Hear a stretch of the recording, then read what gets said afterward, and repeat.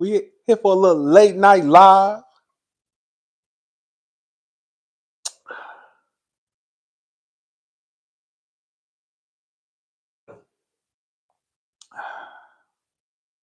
What's up? How y'all doing? Hey, where my lotion? Here it go. Yes. We down here.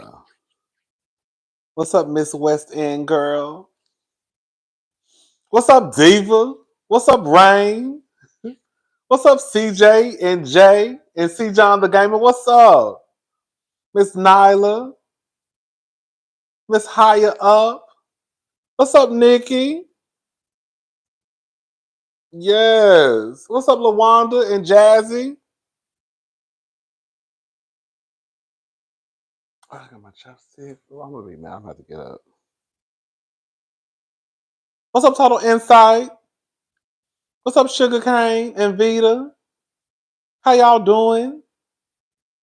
Baby, I love my chapstick. You know, I need my chapstick. I'm gonna have to get up in a little bit and go get it. I'll be okay. What's up, Yolanda and Brenda and Tia? I'm Empress. What's up? Oh, I want to give a shout out to two of the cousins. Well, three cousins. I ran into three cousins last week. I ran into, not last week, I think it was like 2 weeks ago.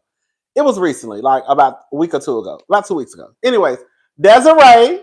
Shout out to Desiree. I was going to Salada, okay, you know, trying to act like I had some sense that day and get me a little rap. And I ran into Desiree. Baby, Desiree, have you seen this video? Desiree, I was talking about you with my friend. I was like, baby, Desiree is bad, girl. And I can tell that Desiree back in her 20s and 30s, baby, she was hell on wheels, baby. Okay? Yes, ma'am. So shout out to Desiree. And also today I ran into Celeste and Demecia. Celeste and Demecia. I ran into those two today. And they bought me a shot. What's up, Tamara? Thank you for the super chat. Hey, Rodney. Hey, girl. So, yeah. And listen, I wasn't going to drink today. I wasn't drinking today because I may be going out Sunday. And I just didn't want to drink because I know Sunday I might be doing a whole bunch of carrying on. But the cousins bought me a shot at the restaurant. And, you know, I can't. We really don't waste liquor. You know what I'm saying? Girl, they bought me a shot, so I had to drink the shot. Okay, because girl, we're not gonna waste on alcohol. So shout out to the cousins that I met today, and also shout out to Desiree, who I met a couple of weeks ago. Yes, ma'am. Desiree looked like she had some money too. I said, yes, ma'am. You know, you can look at the girls until they got a little bit of change. I said, oh. I said, okay. You know, you start looking at the girls up and down. So looking at their car and stuff. And you're like, oh. Oh, yes. Yes. Anyways, y'all. I didn't want too much of nothing. Y'all said wink again. Come on for the wink. Okay. I didn't want too much of nothing. Child, who we talking about today? Oh, Kenya. Kenya Moore. Kenya Moore. Kenya Moore hair care. Dum, dum, dum, dum, dum, dum, dum. Hold up. Thank you, April B, for the super chat. Thank you so much. Thank you, Cassandra Ellis, for the super chat. Thank you so much. And thank you, Aaliyah. So happy you're alive after the day I've had. Oh, I hope it gets better. Thank you for the super chat. Kenya has officially announced that she will be returning to Real Housewives of Atlanta season 16. So the girl is going to twirl on down to those Atlanta Peachtree streets, okay, for Sweet 16. So shout out to my girl. Let me tell you something. Now, I know y'all saw Nene in the thumbnail. I want to bring Nene into this just for a quick second, okay? I have a couple of questions. No one cares, though? Girl. I don't know what's going to happen for season 16. I'm going to be honest with y'all before I get into Nene. Y'all know I love my girl Kenya down, okay? I didn't like the announcement either. I thought it was I thought it was a little corny. It was a little corny. I was like, okay, girl. Okay, girl. Well, that's still my girl. But the only thing that I am concerned about is I don't know the route they're gonna go. And at least if Candy was there, Candy could have taken the role of the matriarch. She could have been the one that the girls, I feel like Candy is respected more than Porsha or Kenya. Okay? So at least if Candy was there, I think that she could have kind of, even though she's not this interesting personality, I think she was a good housewife. But I think she could have kind of steered the girls a little bit. With Kenya and Porsha, I don't know how it's going to work because I don't see any girl coming into the show. What the diva call it? I think the girls who would come into the show, they will want that Kenya more experience. And I don't see the girls coming into the show having respect for Kenya, the leader of the group. I think they would want King. They would want that old school girl. I'm bringing side chicks and coming through your place with a marching band, Kenya. Kenya trying to do a 180 and give a more. I'm grown. I'm not trying to do all of that carrying on that I did. Thank you, Shauna. I've been waiting on you. Thank you for the super chat. I just don't know if they would respect Kenya enough. You know how Courtney low-key wanted the Kenya more experience? I think that's how some of the girls will come in season 16. And then with Porsha,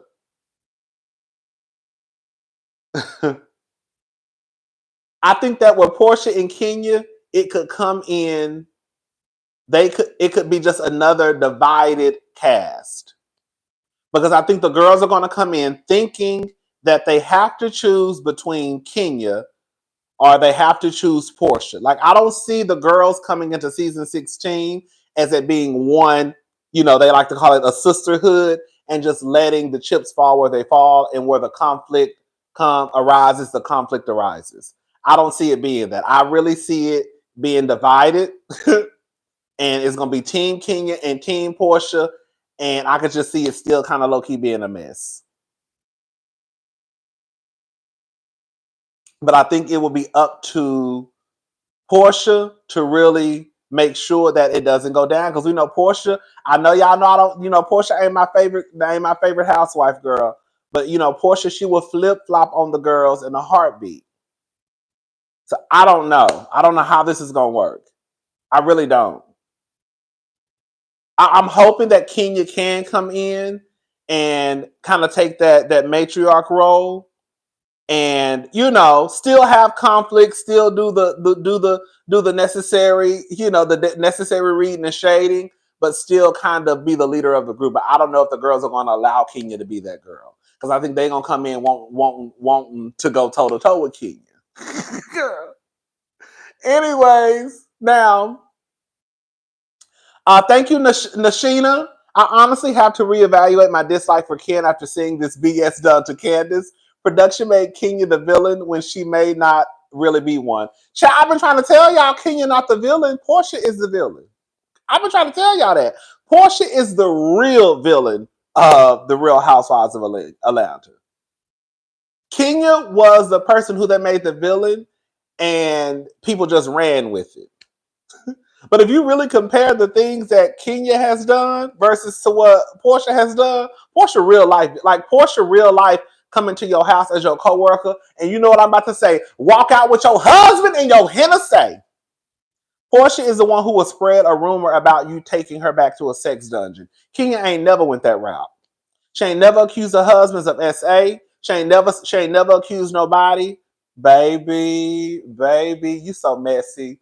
Once I use a messy girl, diva. Girl, this is gonna be a long live. Girl, this is gonna be a long live. I can already tell. Y'all go ahead and get y'all cocktails and y'all edibles together because we're gonna be here all night. I can already tell what's about to happen. You saw Dennis with Simon's ex-wife.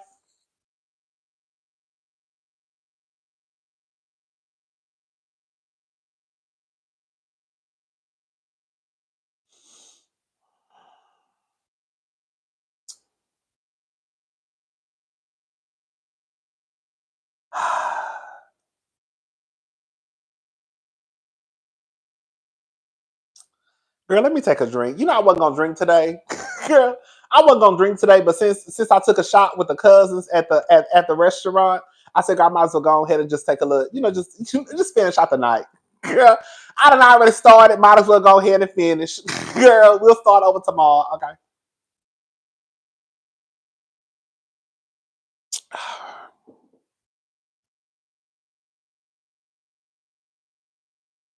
So if y'all don't know what we're talking about, there is a clip that just hit the internet, probably like a few hours ago.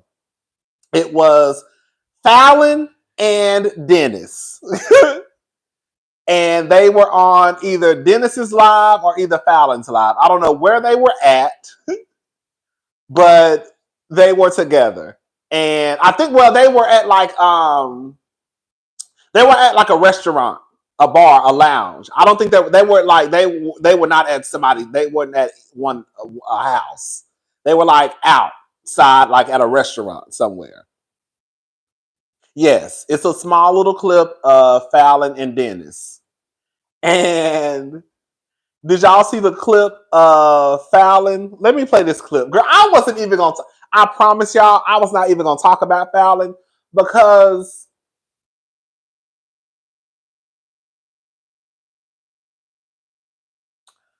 I think the only reason why some of the girls really even go up for Fallon, the couple that do, is because of the way that she looks.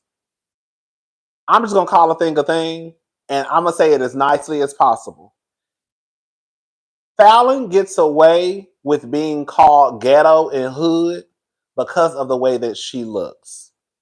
But the truth of the matter is, if that was any other girl moving the way that Fallon moves, all them baby daddies sleeping with the help, getting pregnant, girl, y'all would be calling her ghetto boots, girl. But the only reason why some of y'all don't want to call Fallon ghetto is because of the way that she looks.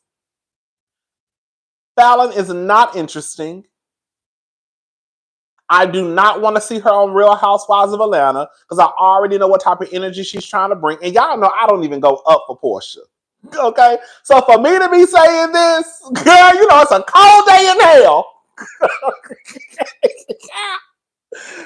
Girl, y'all know it's a cold day in hell for me to be saying this. She got down to an interview. Basically, let me try to find the clip of the interview. I wasn't even gonna say no. Oh, thank you, Nicole, for the cash app. Thank you so much. I wasn't even gonna talk about Fallon.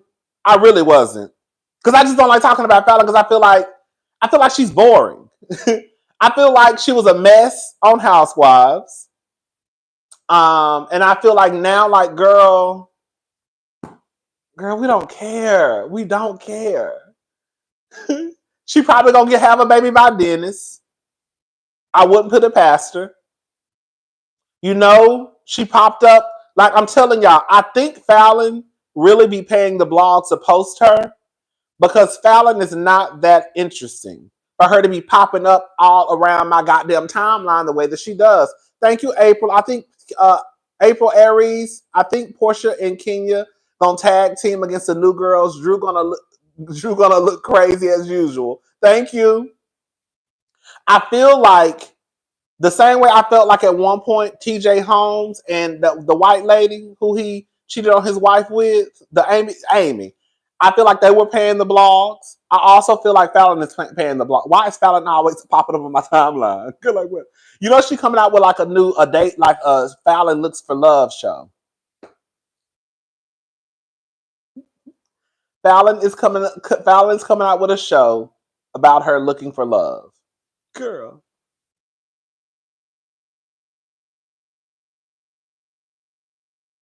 So this is what she said. Let me see if I can find the clip. This is what Fallon had to say if she ran into Porsha. Oh, girl, here she go. Y'all listening? This is what she had to say.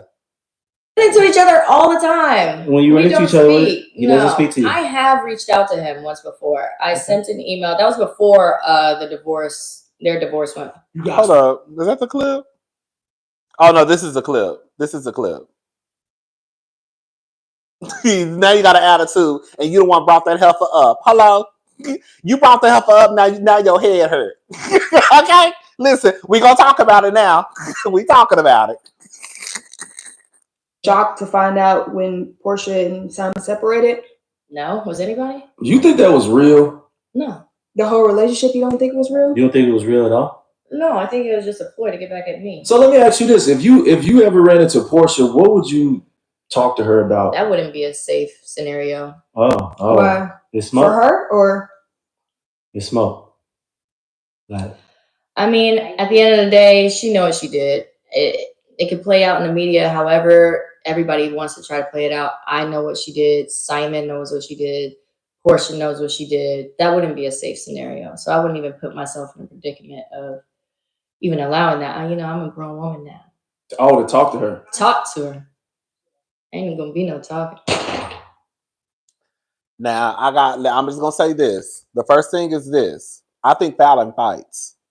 I saw people in the comments talking about, oh, you must ain't heard about Porsha. Porsha don't fight. Girl, Porsha, y'all can't tell me one time y'all done seen Porsha whoop somebody's ass. Girl, every physical altercation she's been in, she's never just whooped somebody's ass. Never. Okay? To me, Fallon gives me like hood, like girl. The way she was running around that house last year with that golf club, that gave me a little insight on how Miss Fallon might get down. Fallon gives me like hood girl, like girl, pull my hair back in a ponytail and girl, get the boxing in the middle of the street. That's what I get from Miss Fallon. Okay? Porsha just pull your hair and throw plates. She gonna get on top of you. Mixed hood girls who love to fight. That's what Fallon give me. Fallon give me like she can fight. Like that she just give me like she'll fight. She hood as hell. That's what Fallon give me. The next thing I want to say is I completely understand, even though Fallon was out in these streets doing what she wanted to do, why she might want to still pop Porsha in her face. I don't give a damn what nobody got to say. And y'all know I will stand on this till the day I die. Fallon moving the way that she moved had nothing to do with her allowing Porsha to come into her house and then eventually getting with her husband and marrying her husband. I don't give a damn what Fallon was doing. If you invited me into your home and then I turned around and fucked your husband and married him, what would you say? Now your eyes got big. Now you're over there talking about, Yes, Fallon was a mess. Yes, Fallon was clearly fucking the pool boy or the help or whatever he was. Yes, she was. But that does not mean that that doesn't mean that I invite you into my home. And because I'm cheating on my husband, you cheat with my husband. No, that's how you get your ass whooped for real. Okay? I don't care. I'm never going to change that. I'm never changing that. I'm never changing. And y'all know that Porsha was dead ass wrong. Now, with all that being said, the reason why I don't want Fallon back on Real Housewives of Atlanta is because, girl, I see the type of energy that you are on. Listen, I completely understand sometimes the girls gotta slap somebody, sometimes you lose control. But Fallon, you already letting it be known that, girl, when you see the girl, it's pretty much on sight. Girl, we're not trying to be fighting down. Girl, we are not trying to be fighting down to Real Housewives of Atlanta season 16. We're just not. So Fallon can stay where you at, girl. Like, we're not trying to do all of that carrying on. And y'all know, Porsha, I'm not the biggest Porsha fan. But at the end of it, it's kind of like, girl, we're trying to move away from that. I get it. The man slept with the woman slept with your husband. I do believe it's more to the story that we don't know. However, girl, just go on, girl. You done had a baby by another nigga. Girl, on some real shit. You done had a baby by another nigga. You got a whole love show that you about to come out with. Girl, just let it go. J Jersey girl, we'll watch the playback. I'm at the rodeo. Yippee-ki-yay. I know that's right. Shout out to J Jersey girl. Now let me say something about it. I'm moving on from Fallon. Fallon is OT. And I don't care what nobody say. I think Fallon paid the blog to post her. And I'm going to stand on it. Because she's not that interesting of a personality. Like, she's just not. She's not that interesting of a personality for me, for what I believe, to see her on the blogs the way that I see her on the blogs. Like, girl, why is that girl on the blogs? Anyways, now cousin Porsha still need to get popped. She can get popped. I just don't want it to happen on Real Housewives of Atlanta. Now let me ask y'all a question. I want to give a shout out to Kenya Moore. Now, I don't wanna, go down this road and, make any of the girls mad. Y'all know that I've had a lot to say about Lanithia Leaks. And excuse me, I do believe a lot of what Nene claimed happened down at the Bravo. I also believe that the only reason why Nene got mad is because girl Nene wasn't getting the money that she wanted to get. Nene would still be okay with the fuck shit happening at Bravo if she still got her money. And I'ma stand on it. But do I believe that shit Nene said happened? Yeah, I believe it happened, but she didn't give a damn because she was getting paid.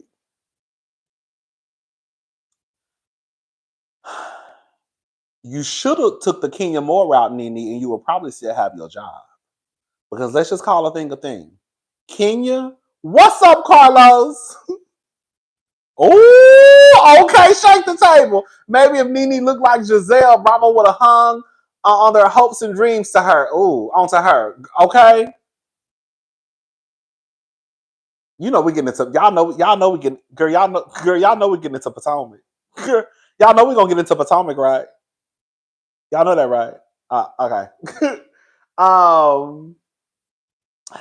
When I tell you Potomac is trash,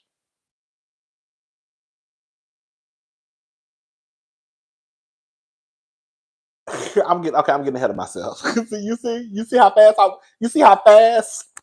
I was ready to girl, I was ready to start snatching wigs off that fast. Okay, let me take a oh, girl. All right, let me calm down, child. Okay, but no, for real, honestly, Nene, if you would have went the Kenya Moore route, you would probably still have your job. I want to paint this picture for y'all. Why Kenya, y'all? First of all, let me ask y'all a question. Do y'all think Kenya getting paid this season? I want to ask y'all. Do y'all think Kenya getting a nicer check this season?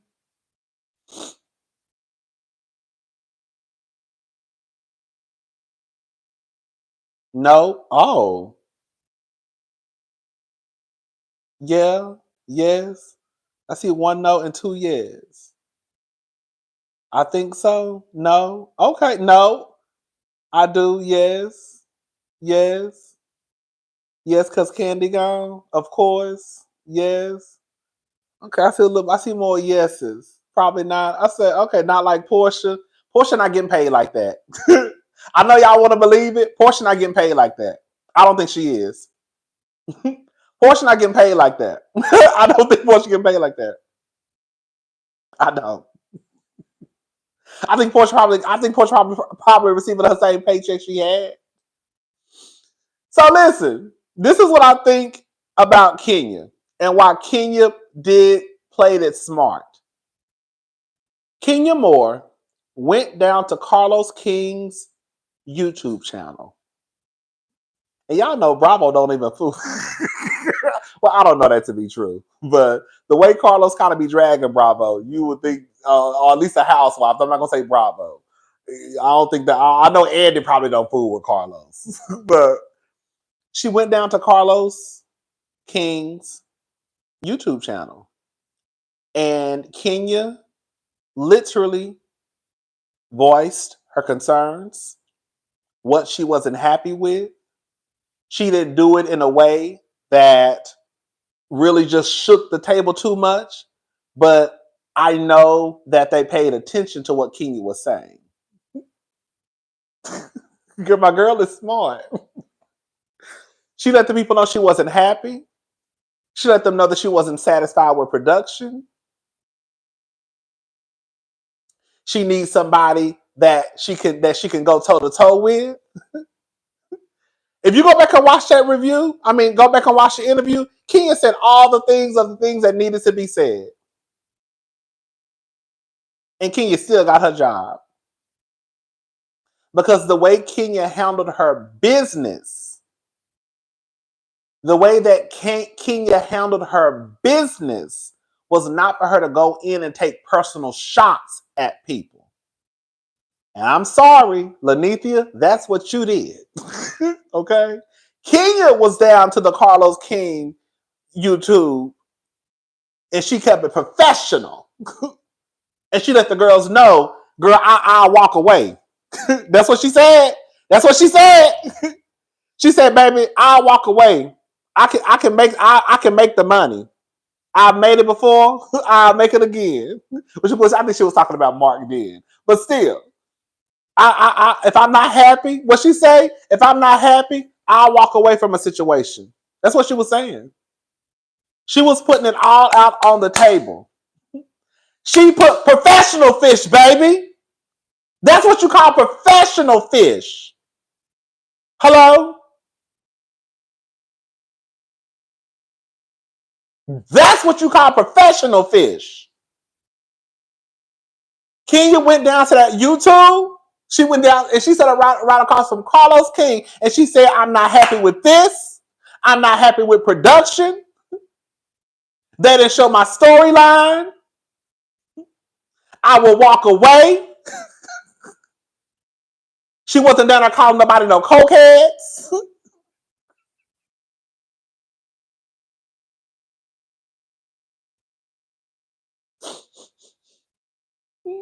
She put Bravo on notice. She let Bravo know this is what time it is. Y'all not gonna keep playing in my face.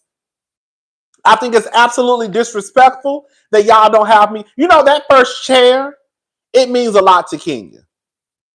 Sitting first chair means a lot to Kenya. For Kenya, it's about the respect. Like I always say, for Candy don't give a damn about what she said. Candy, Candy can do the reunion at the house on a Zoom call. Candy just care about her goddamn money. Okay? As long as my check is right, I don't give a damn where you sit me, girl. I ain't even gotta come. I can do the reunion at the house. Okay? For Kenya, it's about the respect. How dare you put Marlo, basically? How dare you put Drew, basically? But low-key, y'all still want me to cut up and carry on and carry the show. That's what Kenya was coming from. She was pissed. Y'all want me to come in here and cut up and carry on, but y'all don't even want to put me in first chair? Oh, girl, bye. That's what Miss Kenya Summer Moore was on. My cousin is on. The mic is on, baby. Thank you, Latricia. Thank you. Yes.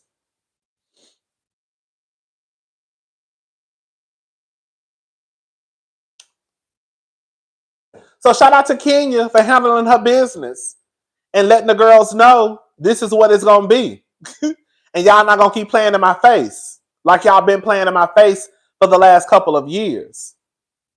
And production not going to keep playing in my face. It's not going to happen. And if y'all want this show to succeed, y'all need to go back to the drawing board. Hello, like she said, when we had the audition low key. Y'all just bringing random people on the show, fans on the show. Look, that's why. Look at Nelka. Y'all just bringing random girls onto the show. Y'all don't even know if they gonna fit. Y'all need to go back to how y'all did me and Porsha. We had to earn our spots. You know, Porsha got hers on accident.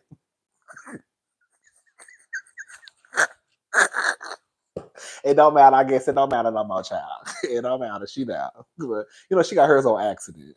Because I think Kim was already on. I think that Kim.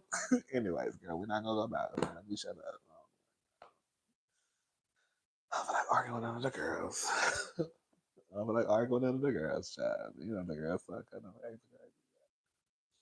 Because I think that Kim was already on. I think that when Kim, they didn't know what was gonna happen with Kim, and that's when Porsha kind of like came in and took Kim's spot. But I don't think Porsha was gonna be on. Oh, and then it wasn't until that first scene they shot together was when her and Porsha got into it outside, and I think that also kind of helped push Porsha into being a housewife.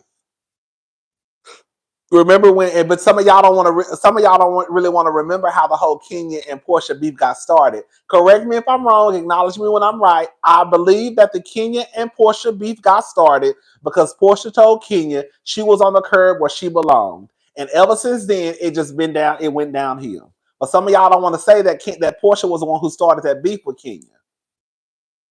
Kenya just got her purse and left. Porsha came chasing after Kenya and told Kenya outside that you on the curb where you belong. And I believe, again, correct me if I'm wrong, that was the beginning of the end of the Porsha and Kenya. Yeah. Ooh. Kenya solidified Porsha's job. Kenya was already agitated. That girl, you got me here. You don't even know my background. You calling me Miss America. And when I decide to leave, you come outside, and now you're disrespecting me. That's how the whole thing happened. But the girls are scorping now that Kenya started with Porsha first. It is what it is, though. It is what it is. It's all right. Thank you, Nicole, for the cash out. Thank you so much.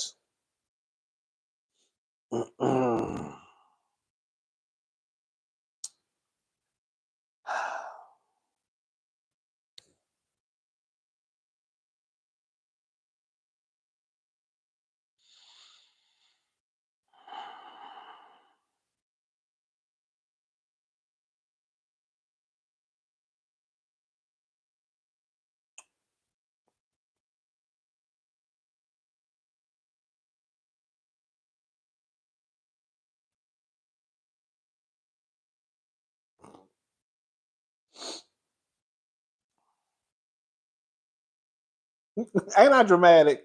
I'm so dramatic.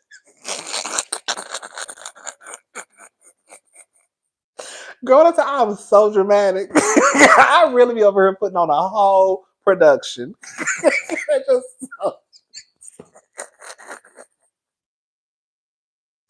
I really be over here putting on a whole Tyler Perry production, girl. Girl, it be so unnecessary, girl. Why are you doing all that carrying on, girl? Girl, you know I gotta pause, I gotta stare.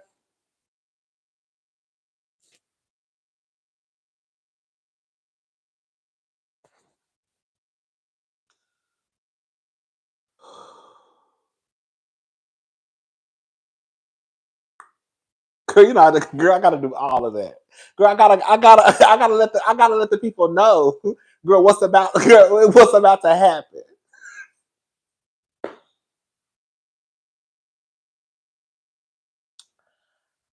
I think that the Real Housewives of Potomac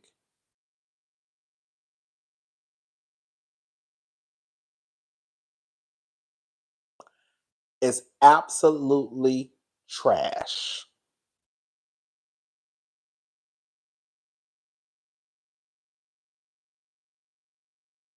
I saw a clip today, and this was the clip that determined for me that this season of The Real Housewives of Potomac will be my just me, will be my last time reviewing this show. I was absolutely disgusted. I thought it was disgusting. I thought that it was whack.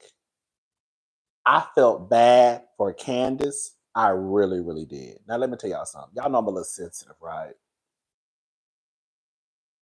Every time we take them long ass dramatic breaks, I think something wrong with my phone. It's not. It's not. It's just me, Monique. It's just me, Monique. You not gotta do a lot of, you not gotta do a whole bunch of carrying on. I gotta bring, I gotta get the people ready. So I saw a clip. I really felt bad. And I was talking to my sister.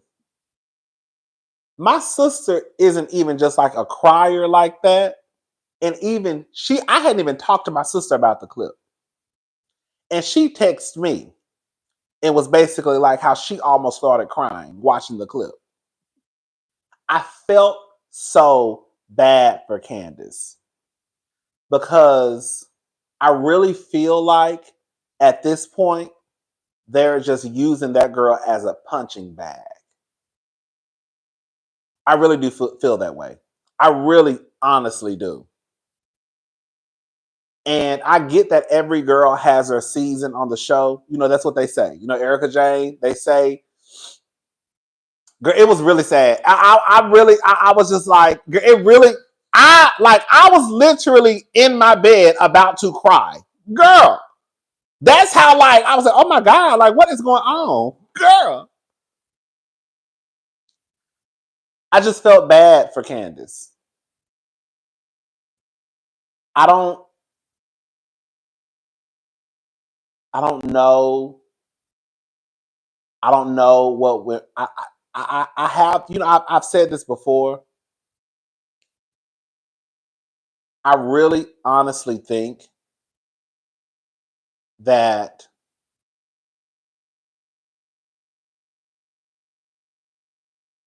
part of the reason that people don't like Candiace, outside of you just don't vibe with people's personality, because some people just don't like Candiace, they just don't like her personality.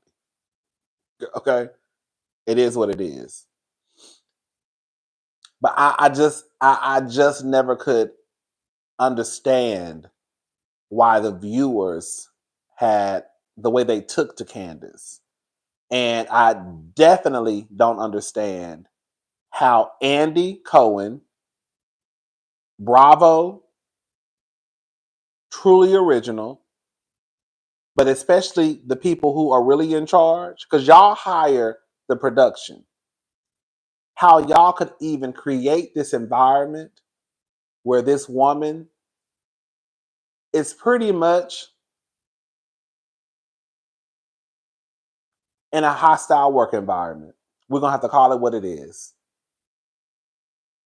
If Candiace goes into a deep depression because of this show, I would not be surprised. She has to heal from that toxic environment. It's sad. Thank you, Scarlett J. Hey, Lisa. Rodney saved me. I was a Gabor's channel windmilling for my life. I felt so horrible for Candiace. She was emotionally exhausted.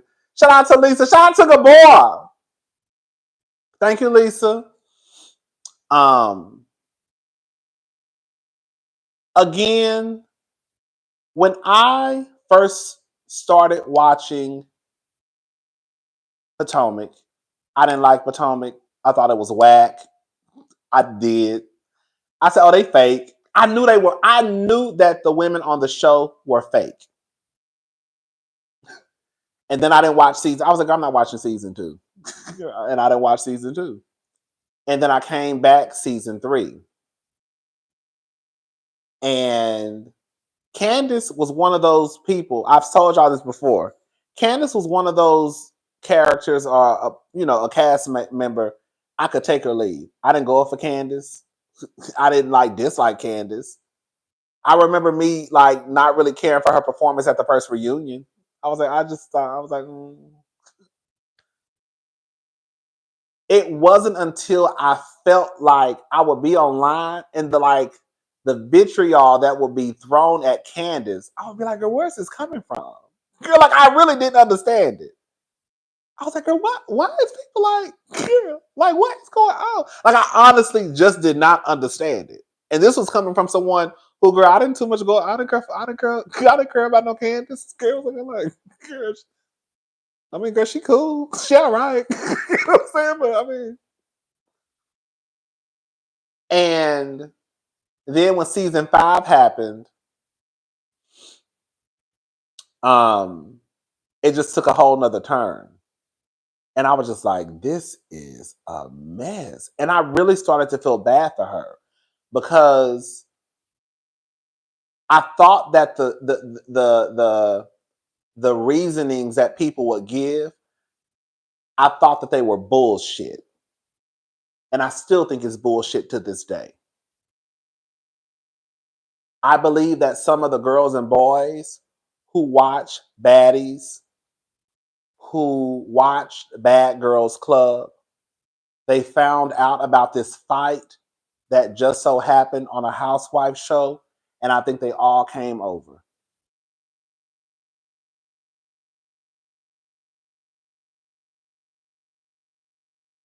And I feel like a lot of the excuses that people use, they only used it for Candiace. And that's how I know that when people say it, they're full of shit. Because if you're going to take the stance that she has a smart ass mouth and you talking shit will get you popped, then every other woman on every other franchise should have got popped a long ass time ago. That's from Nene to Kenya to Porsha to Giselle to all of them. But y'all swear up and down that Porsha, that not Porsha, see, I'm thinking about Porsha, that Candiace just has this mouth of all mouths. But then we can literally go down a lot of the women in each franchise and say the things that they say. And then people will say, oh, well, it was Candiace's delivery. It was her tone. Girl, like calling somebody a hoe from Hampton University. Oh, no, they're friends. Who the fuck talk to their friends like that? I ain't never told my friend no shit like that. No. Giselle and Karen, they're friends. So you say your friend, you talk about your friend's mental health situation, and you call her a hoe, and you say that she got a hot box. But those are the people that, again, move the line. Because if you are going to say that Candiace should get popped for saying good night, like, girl, it's absolutely fucking insane. Because even when you go back to watch, just bring up Monique. Girl, I hate to even bring Monique up. It wasn't anything that what happened in that clip to the point where it should have led to a fight. Nothing. Girl, you have a table in between two people. You got one girl on the other side twirling. I'm sleep. I'm sleep. Girl, ain't nobody calling nobody no bitch. Ain't nobody calling nobody no hoe. Good night. Ain't nobody cursing nobody out, girl. But y'all swapping now that Candiace has this horrible mouth. Saying good night is horrible. Girl, what? Twirling is horrible. Girl, what? But calling somebody who's supposed to be your friend a hoe from Hampton University, it ain't that bad because they're friends.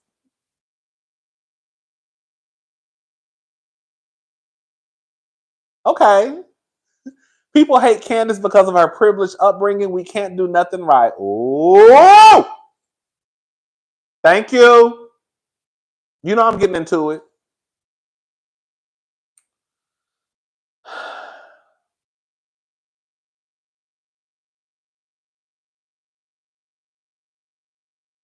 You got Phaedra, who literally talked about Kenya Moore not being able to have kids, and y'all swear that that is the best read of all Housewives reads.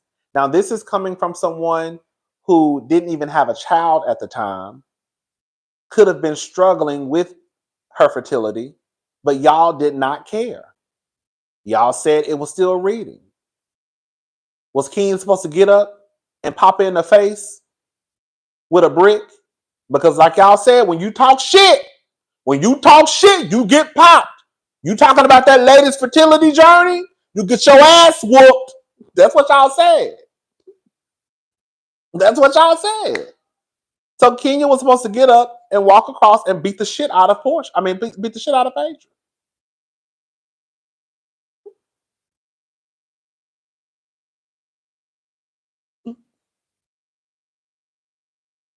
Monique got down to the reunion and had all the smoke for Giselle because that's where the problem was all along. Thank you, Sanivia. Thank you. Girl, of course it was. Because the truth of the matter is, hold up. Thank you, Cream7180. Many of the fans in the comment section in the groups are non-blacks who hate both Candiace and Wendy because they are dark and not struggling in life. Come on. Thank you. Let me, it's easier for me to read this way.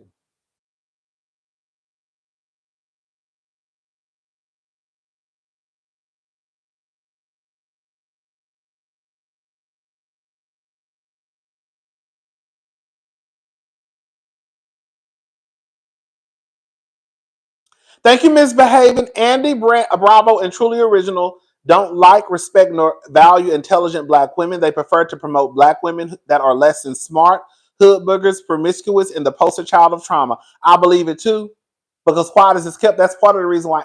Have you noticed that Andy usually sometimes gets a little antsy with the smart girls? Like the Porshas, he loved the Porsha. Porsha is like the less than smart. He loved the girls like Giselle. The girls like Candiace, Kenya, Wendy, especially Kenya, who used to challenge Andy on the stage. That's why he's always shaking his seat. I just never understood the smoke that Candiace got. I really didn't. I just really didn't. I think it's one thing for you to say that you don't like Candiace because you just don't like her personality. It's one thing if you say you don't like Candiace because, girl, I don't know, whatever other reason you have. But I think that once we start to go down this road of saying that I don't like Candiace because she got a smart mouth, then I have to question you. Well, what about the other ones who got smart ass mouths? That's when I start to get lost in the argument. Because if you don't like Candiace for her smart ass mouth, then you don't like none of the housewives for smart ass mouths. So let me go ahead and play this clip. Girl, this is going to be a long night. We just talking, y'all, okay? Let me go ahead and play this clip that had me pissed off. Girl, so Ashanti pregnant. Y'all. Y'all happy? Anyways. Shout out to Ashanti. Girl, she done. I mean, I guess she getting old, so I guess I don't know, y'all. Let me shut up. I don't even care. All right, y'all. So this is the audio from the clip from the show. Is it on? Battery, 70%.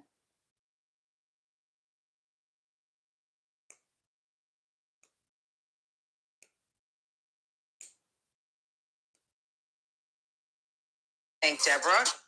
Oh, girl, come on, connect. I guess it really don't need to be. Oh, here we go. Okay, here we go.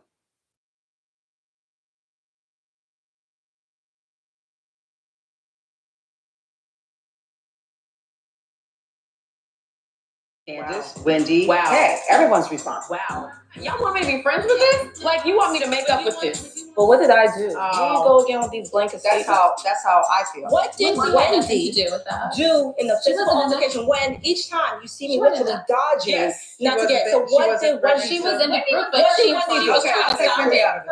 I'll take Wendy out of it. She just On camera. She just took it back. Okay. She took back that Wendy's responsible. So no. But somehow Candiace is responsible. Trying to start a business and it being on TMZ for there to be a brawl is disturbing. Yes. Candiace, Yes. again, please repeat because I don't want to quote you. Why did you call her a varmint? When did that happen? After she walked up to me. Right. Cameras were down. We were standing around. I was standing there with my champagne, dancing, and she walked up to me, came from this direction, walked over, got right in my face, and said, "Do you have something that you want to say to me?" I said, "No. Come get this vermin out of my face." No, but you can't do that. Yes, I can. I mean, Yes, I can. You cannot tell me how to respond to someone who has already threatened me, being disrespectful to me. Do you think you really would have swung it at her? I don't know what I would have done. I know that I turned around. I saw this person lunging at me. I'm not expecting you all to fight for me. Okay? So I'm on my own. Okay? Thank Deborah, Candiace, Wendy. Wow. Hey. I feel so bad for her. I really did. I really felt bad for Candiace. Like, I really, really felt bad for her. Like, bad. Like, damn. Like, bitch, you really on that stage by yourself. I don't know what the hell Wendy said, because it's only a minute and 27-second clip. I don't know if Wendy was trying to make sure her name was clear, but Wendy, I'm gonna need somebody to step in. Once we watch the full episode on Sunday, I'm gonna need to see a little bit more.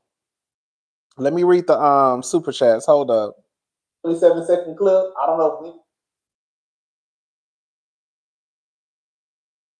Okay, I got it. Okay, never mind. I read them all. Okay. Oh, sorry. Trey Bay, thank you so much for the super chat. We too grown to be fighting. I ain't fighting nobody because I refuse to lose my TSA pre-check and global entry. I know that's right. Okay. Chanel's reality. Hey, Chanel. My question is, why is Andy asking Giselle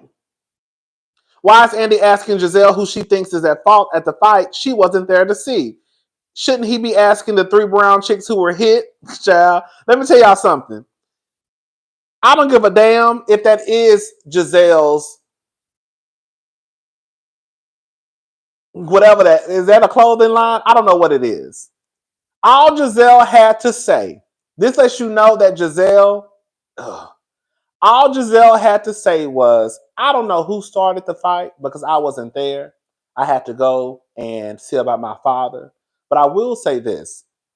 I'm pissed off because there was a fight, period. And that's it. Girl, that's all you have to say. But here you go. It was Deborah, Wendy, and Candiace, and Kay. And here go Mia. Wendy ain't had to do with it. Oh, she wasn't right there? She wasn't right there? Okay, I'm gonna take Wendy out of it. Girl, like you don't even you just want to throw this woman's name in some mess so bad. Thank you, Angie Winston. Karen low-key colorist too, but y'all not ready. Girl, we been said that. we been said that. I don't think I think I'm taking my Ladom membership back. I don't know. I don't know, Karen. I was trying to give you a pass. Maybe the girls unlearn from their mistakes. Thank you, Ace E. The crazy part is Candiace is going to be light on the girls and gets met with all the smoke, ganged upon, gaslighting, and double standards. Not one question. Thank you, AC. Thank you, Nikki B, for the super chat. Not one question for Ashley. Girl, nothing about Cookie Monster's actions. Once again, accusing the victim. Candiace is right. She was all alone. And then here go Mia talking about you can't do that. Mia, I have been trying to give you your flowers for this season because I felt like you were working. But you got some goddamn nerve even opening up your mouth talking about how somebody can react to somebody when you were trying to throw Dr. Wendy into the Atlantic Ocean. Candiace's response to Daisy was to tell her to get the help away from me. And that was based off of, girl, now we're about to start reading the girls. Girl, that was based off of Deborah lying on her husband. You, my dear, acted a goddamn fool, had a blood trail, broke your nail, tried to throw Wendy in a pool over some shit that we know is the truth. Because now we done found out that Wendy let us know that you and your husband out here fucking other men and women. You don't know who your fucking baby daddy is. You fucking a nigga named Ike or Ink, girl. But then you have the nerve to sit here and tell Candiace that her responding to Deborah verbally is not okay. When you try to physically, girl, no, not try, you physically assaulted Wendy. God! And this is what I be talking about when I say the girls live in the Lulu fucking land. Girl. Like, how does that even work? But at this point, I think Candiace is clocked out because ain't no way, girl, Mia would have probably had to try and snatch me up because the way I would have gathered Mia real quick. Girl, you shut the fuck up. Because I know you the last person that should be saying anything about how somebody reacts, girl. You just tried to throw Dr. Wendy in the ocean last year. That was your response to her saying what she said about your husband. My response to telling this to get the fuck out of my face, and you say I'm wrong? Girl. Candiace was not wrong in her response to Deborah. Deborah has walked up to Candiace 2 times, probably more than that, and we just don't know. She walked up to Candiace's face last year. And Candiace, she asked to have a conversation with Candiace. And what did Candiace say? No, ma'am. She told her no.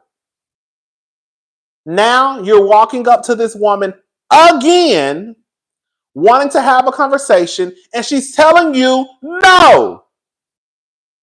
And then she's not walking up to you. Candiace is minding her fucking business. Candiace is drinking, having a good time. You walked up to her. This is your second time going into that woman's space, wanting to have a conversation. The first time she told you no. The second time, girl, we done had the reunion. Girl, get out of my face. Get the help out of my face. That is not Candiace's fault.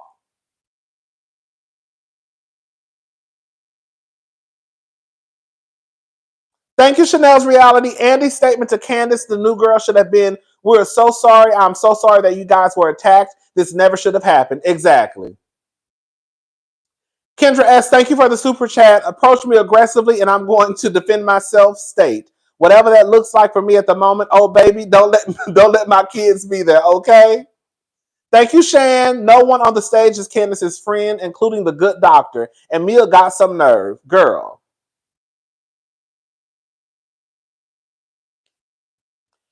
I'm telling y'all, I need to see this entire reunion because I don't know why Ashley's name was not mentioned. I'm going to say this. That was Ashley's and Giselle's event, okay? They were promoting their clothing line. They can invite who they want to invite. However, this is a work event. Deborah shouldn't have been in that building at all. And I'm still trying to figure out how in the fuck Ashley's name ain't been mentioned in any of this. You invited her. Girl, that's your friend. Because Ashley knew. I don't think Ashley knew that Deborah was going to cut up and act a fool and fight. I don't think Ashley knew that. But I definitely think that Ashley knew that Deborah was going to walk up to Candiace. Now that's what I do believe. I don't think she thought it was going to get down to the point where the girls was fighting and throwing cups and bleeding. But she knew what was about to happen that night.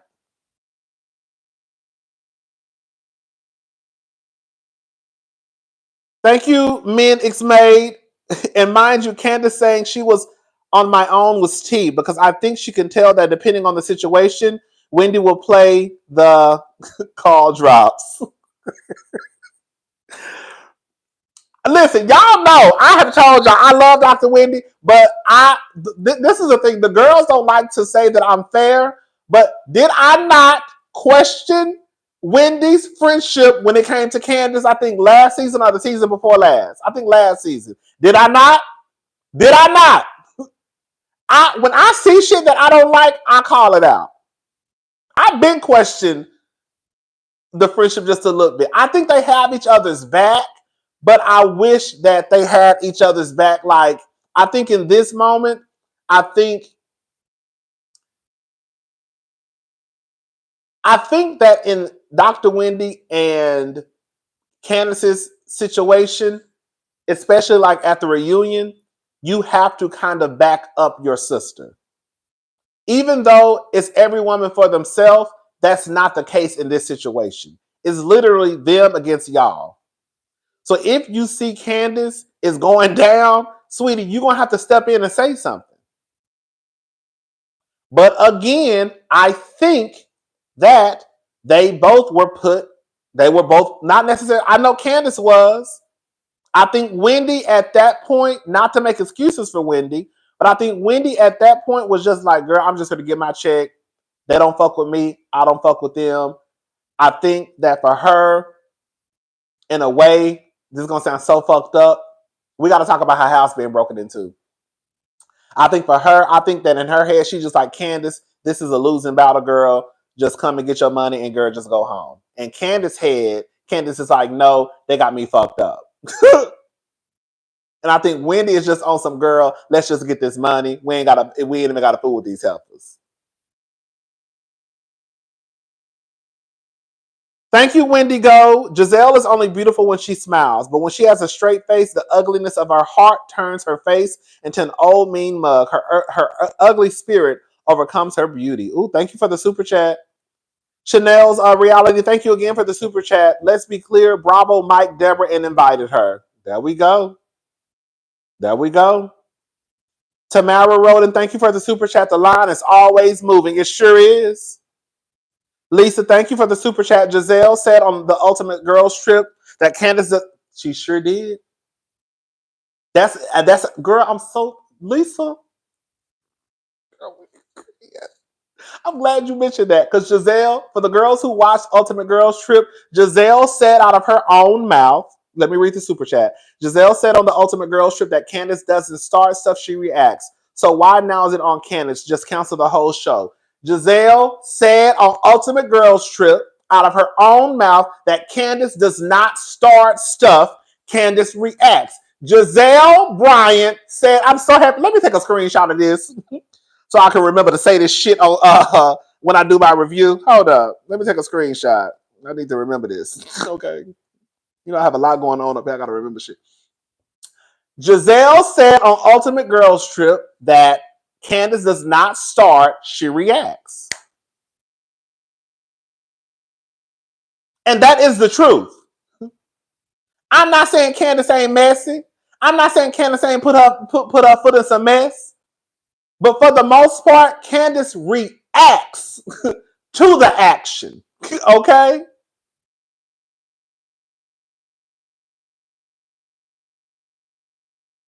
Thank you, Awa. The Muppet literally came dressed to fight. Girl in a white beater and some pants. Naturally, Mar, Bravo doesn't condone violence. What happened? Ooh, I don't know, child. Thank you, Kim Cat. Somebody needs to gather Andy's fake ass, the culprit of the Devilment twins of no accountability, a.k.a. Roberto and Gizzard. We got to boycott Andy, too. Andy, hold up. Kendra S., thank you. No heat on the reunion. Wait, Ashley equals no heat on the reunion by being G's minion. Wendy low-key don't see it for Candiace, but she knows they got to stick together. Thank you, Chelsea. And Chantel, I've been side-eyeing Wendy since she tried to correct Candiace at the last reunion. Hello? Correct me in private. Let me tug on wigs in public. Okay, girl? Not even let me tug on them. Let me scalp them. Hello? Huh.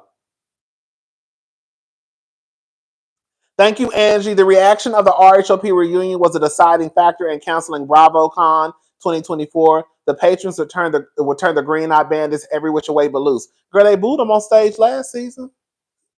Y'all do know, not season. Y'all do know that Giselle and Robin were booed on stage. I was there. Girl, I saw it with my own eyes, heard it with my own ears. They were booed on stage.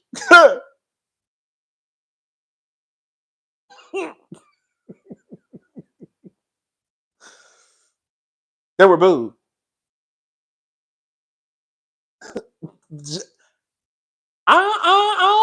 No, I think they booed Giselle and they booed Robin. I know they booed Robin. I think they booed Giselle because when Giselle didn't change her stance on the fight. I'm almost sure. I could be wrong. The whole reunion is a scheme that Bravo set up. Can't nobody tell me no different, okay? Thank you, Albert Stein's cousin. Thank you so much for the super chat. So what's the plan? As a black mother, I can't watch this anymore. Are we really going to sit back and watch this black woman get abused? Hashtag boycott RHOP. I think I'm checking out, and I think I am. Ashley's holding Michael's juices. That's why she's on mute. Justice for Ashley's holding Michael's juices. That's why she's on mute. Justice for Candiace. Thank you, AC. Miss Noel, Bravo's allowing Mia to have a to-be-fake storyline. Baby! Rob and Wandering Dixon to hide their real life. Mike Darby to assault production. And Giselle to have no storyline. Yet Candiace and Wendy are the problem. Thank you, Miss Noel. And Effie, thank you, Rodney, for always speaking the truth. This show needs to be canceled or recasted. It's so digitally on us. It's digital. What's that? I don't know what that is. It's digital to watch. I don't know what that is right there. But thank you for the super chat. Okay. What was I saying? Oh, and then you got Mia sitting there like, Mia, girl, shut up. And then Giselle, you wasn't even there. Thank you. Wait. Sorry for the typos. I was typing real angry. Thank you. Thank you for the super chat, though. Thank you. I know that's right. Sometimes we get a little worked up. Girls love them Cowboys. Katie, Sharice, Monique, Candiace. Next up, Wendy, Nneka. Seem like the darker skinned women are either let go or are the target. What in the colorism? Giselle has already said that she wanted the show to be light-skinned women who could show that they are educated and all this stuff because she felt like the world hadn't seen that type of woman before. She said it. That's what Giselle said. Giselle wants the show to be all light-skinned women. That's what Giselle wants. I'm just saying, like, I ain't got no issue with no light-skinned one. I'm just saying that's what Giselle said. That's literally what she said. Girl. Let me see if I got the clip. Hold up.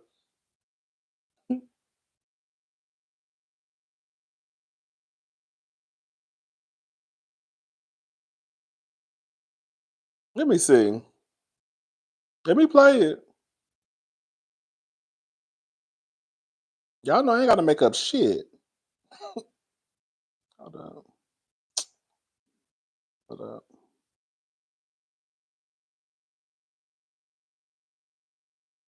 Y'all listening? Here we go. See. Oh, shit.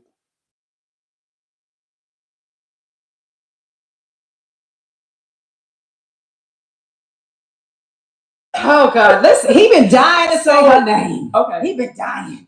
So this is. Let me play this. Hold on, here we go. See, season 1 was not good. I mean, Giselle and Robin, season y'all know one, I think people need to figure out Where's Potomac? who we are. Yeah. And let's keep it all the way real, Carlos. TV had not seen people like us.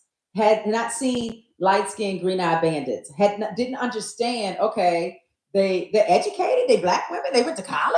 Like that was so foreign back then. Mm-hmm. And so I felt like people just needed to, especially our culture, needed to understand. Yeah, we with y'all. Like we down. We about it. Now, I think Bravo wanted to establish us at. And this is what Robin said. Oh God, listen, he been dying to say her name. Okay. He been dying. So this is probably gonna, I don't know, upset some people maybe because people are very sensitive. So when we filmed the show and season 1 was about to premiere, I said, we don't have any color on this show. I said, we're too light skinned. We need some brown skinned people on the show. And I said, people aren't going to connect with us. You know, people who are, used to watching Atlanta. I said, they're not going to connect with us because they're going to just see a cast full of light skinned people. So when Monique was casted, I was so happy. I was so happy to see a beautiful brown skinned woman cast on our show who's living the Potomac life that they wanted to see. I thought she was a fabulous addition to our show. Not just for that reason alone, but I thought that was so important for people to see that, and for them to be able to connect to us. And So you got Giselle saying that because she wanted, I guess, the black people to see that the light-skinned girls with green eyes could be bad about it. I don't know, girl. Like, do y'all hear what she said? We bad about it. Like, do y'all hear the way Giselle speaks? She wanted, I guess, the niggas to look at the light-skinned, green-eyed girls as we bout it too. Girl, like, do y'all hear like the way that Giselle talks? I know y'all think we just pretty and don't get dirty, but we bout it too. Girl, what the fuck? Girl. And then you had Robin saying that, girl, the show was too light-skinned and she felt like they needed some color. And so she was happy when Monique came in. Girl, them y'all girls. Girl. You think I am? You think I am, Kimberly?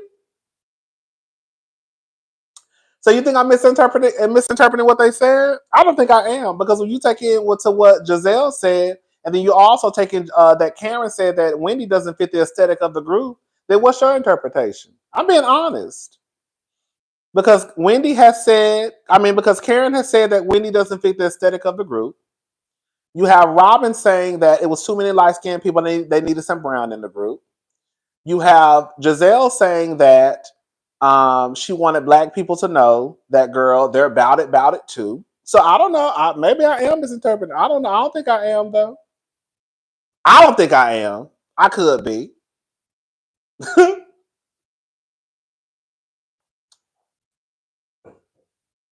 All right, let me read the super chats. Okay, hold up.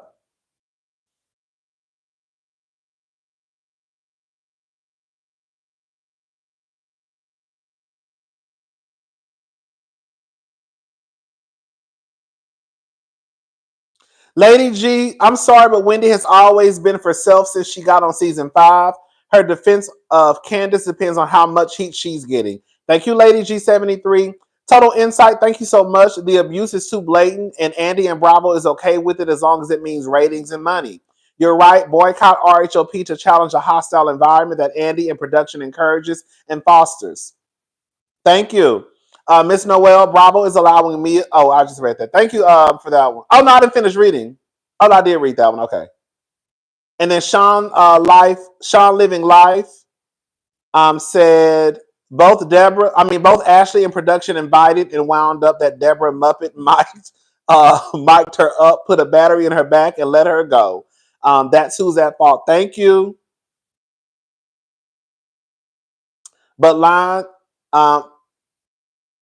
lines in between the skin of her neck.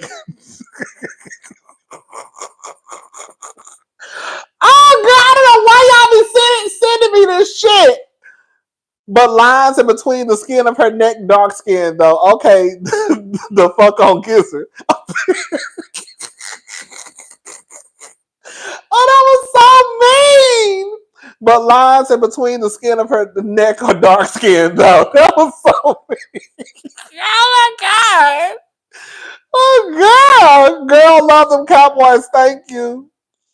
Oh. Robin's issue isn't connecting with the audience, but with Wandering Dixon. Thank you, Awa. Thank you, Tasha Grant, for the super chat. Thank you so much. L. Fisher, Rodney, you did not misinterpret anything Giselle said what she said. And I think you have to take also into what's also been said from the other ladies. Again, when you take in that Karen has said that Wendy doesn't fit the aesthetic of the show, then what is she talking about? Because on some real shit, if we're gonna be all the way honest about it, the two most accomplished ones on the show are the dark skinned girls. If we just gonna put it out on the motherfucking table. So we know you're not talking about Wendy's resume, because can't nobody on the goddamn stage compete with Wendy and her resume. That's just facts.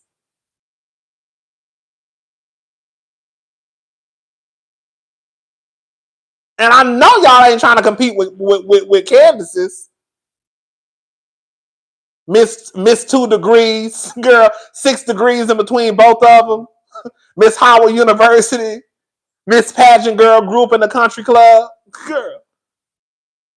Miss Girl worked. I think was an intern for Obama. I know y'all ain't talking about her.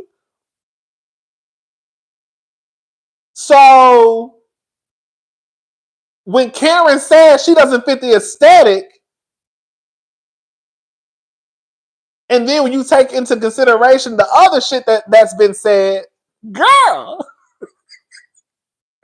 I mean,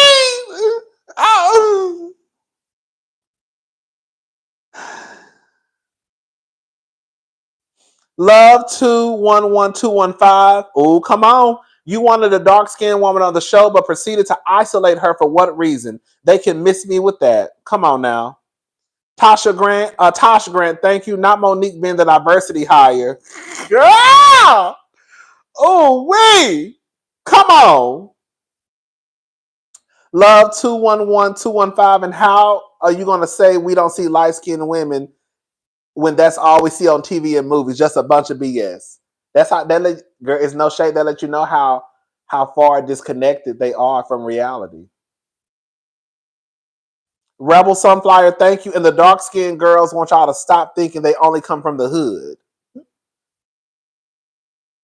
Because quiet as it's kept ever since Candiace told y'all I wasn't raised in the hood, I was raised in the country club, girl, she had y'all asses on fire. Ever since y'all saw this dark-skinned girl get on TV and her motherfucking mama hand her $200,000. Was it $175,000? I think the daddy gave $50,000, and I think Miss Dorothy. Come on, Miss Dorothy. I think Miss Dorothy gave $150,000 or $175,000. Girl, y'all ain't been the same ever since. Ever since, girl, she let you know, yes, the real Miss Hillary Banks. Ever since she let you know I am the dark-skinned Hillary Banks, the real Hillary Banks. Y'all ain't never seen it for Candiace. Ever since she made that statement at the reunion, she done had y'all asses really up in a roar. She looking down on the hood. She didn't say that. She just said, I didn't grow up in the hood. I grew up in a country club. And y'all been shaking ever since. Y'all been shaking.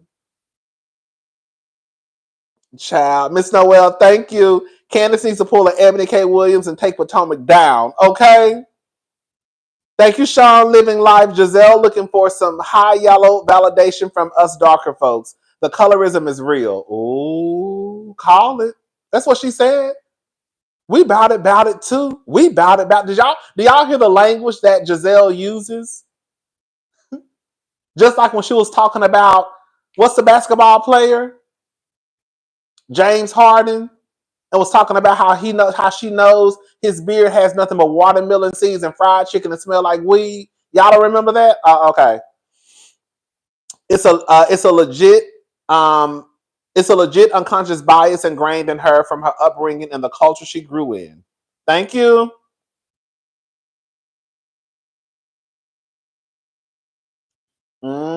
She sure did say it. She sure did. I ain't got the clip, girl, but she said it. Okay. I almost wish Jizz just said all the darkies are responsible. At least that would have been more honest. They want trashy Mia and soulless Jizz as the face of the franchise. Let them have it. I'm out. Girl, I'm out too. I can't do Potomac. I cannot do Potomac. I love Dr. Wendy. I know I love Dr. Wendy, but Dr. Wendy is not enough for me to want to continue to watch. Because at this point, it's no shade to Dr. Wendy, girl. If you see this, I don't know if she watches my videos or not, but at this point, I can see Dr. Wendy just kind of like playing along to get along. I'm making this money now. You know what I'm saying? It's a cute little check. Girl, I'm just going to come in here. Girl, I might have to curse somebody out, but for the most part, I don't want to shake the table too much. Candiace was shaking the table too much. Okay?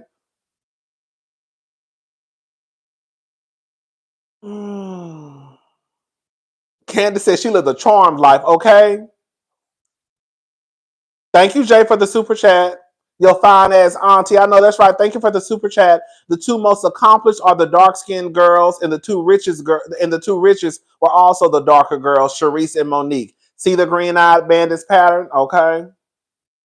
Jiz is not, don't let the light skin fool you type chick, but Robin ghetto ass is. Thank you, Art World.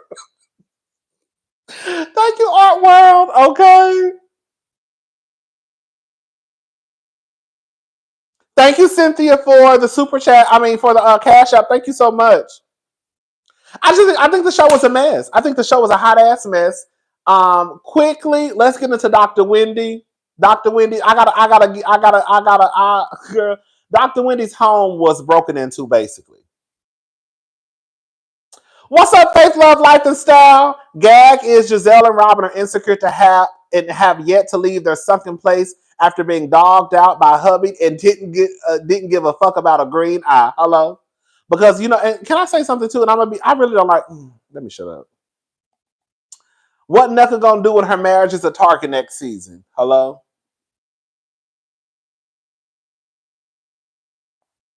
Thank you, Scarlett J.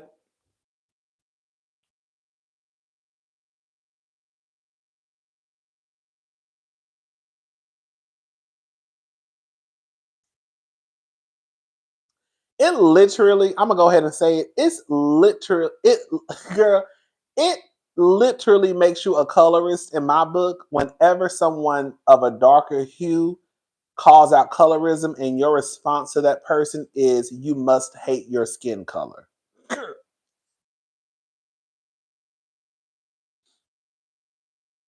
Because in real life, you ain't never heard Candiace give you nothing that even would make you believe that she's had a problem with the color of her skin.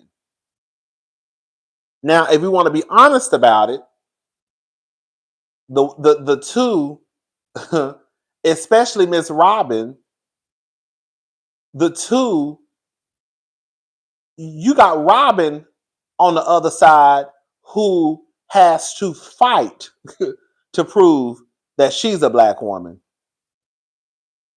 Robin is the one that are taking ancestor test to show how much percentage of black she got, and I heard it ain't even that much. But y'all don't never say, and I said this before, y'all don't never say like a light-skinned person could be insecure about their skin color. It's only Candiace or other dark-skinned people like I see on Twitter. Y'all must be insecure about your skin color. No. I know some people are. But no, Candiace ain't never gave you no shit like that would make you think that's even the case.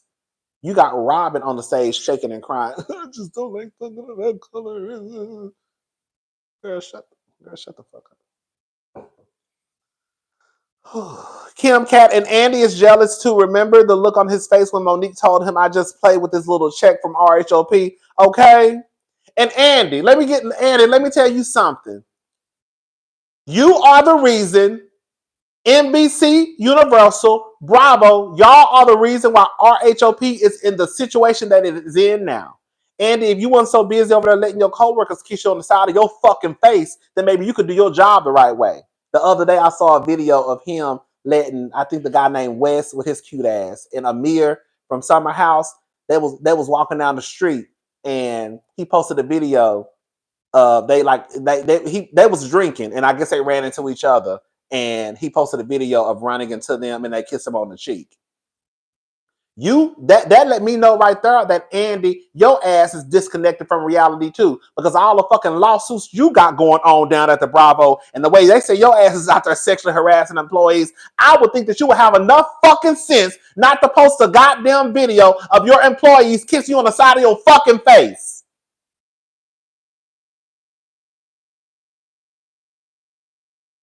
Just dumb. While Candiace was living in the gated community, Ashley was living under the bridge with her with her mom and her stepdad.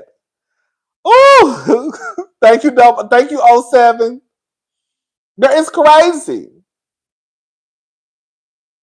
It's crazy.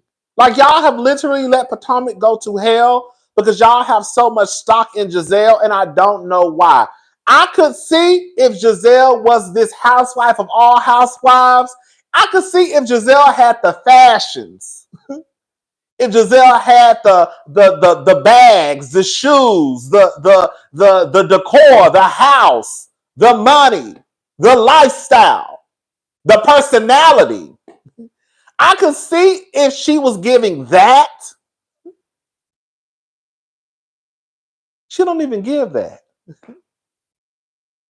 She don't give you no one-liners. Can't nobody think of one one-liner from Giselle. She don't give you fashions.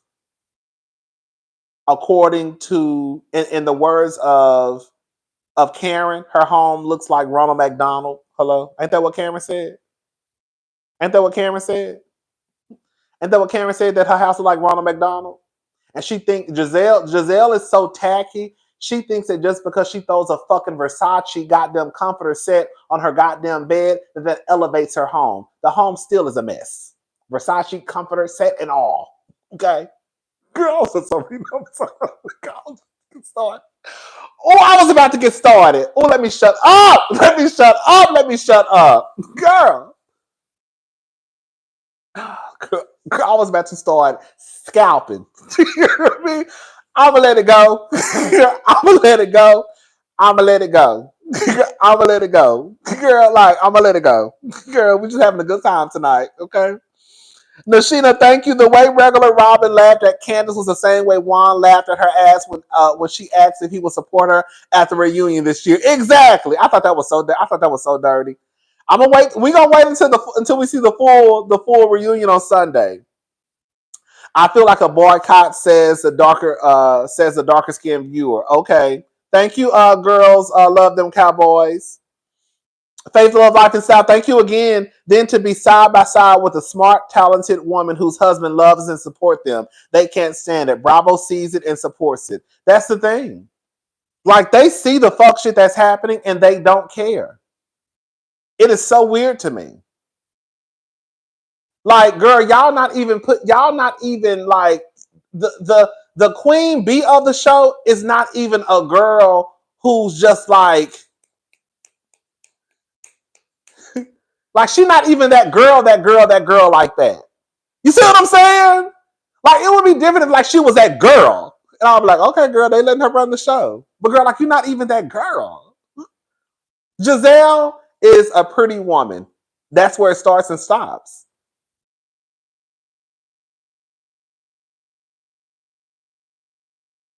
I'm late but excited you're alive. Thank you, Rodney. Thank you, Hankus. Thank you for the super chat. And Michelle Johnson, thank you. What's up, cousin? What you talking about? Baby, Andy, Bravo, fucking up Real Housewives of Potomac. Thank you for, it doesn't have a name, but thank you for the $4.99 who sent the super chat. Thank you so much. Come on, Diva. Erica the Nero TV, thank you for the super chat. Let's play a game. Quote Brazil to go. Girl, they ain't got none.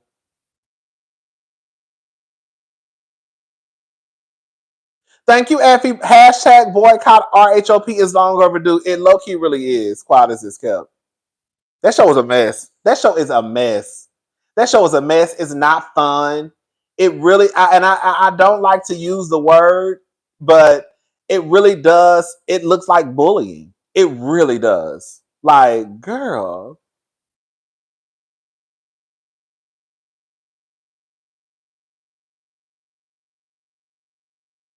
Like it's a mess. That show was a mess. Dr. Wendy home was burglarized. Dr. Wendy girl. Let me go to the post.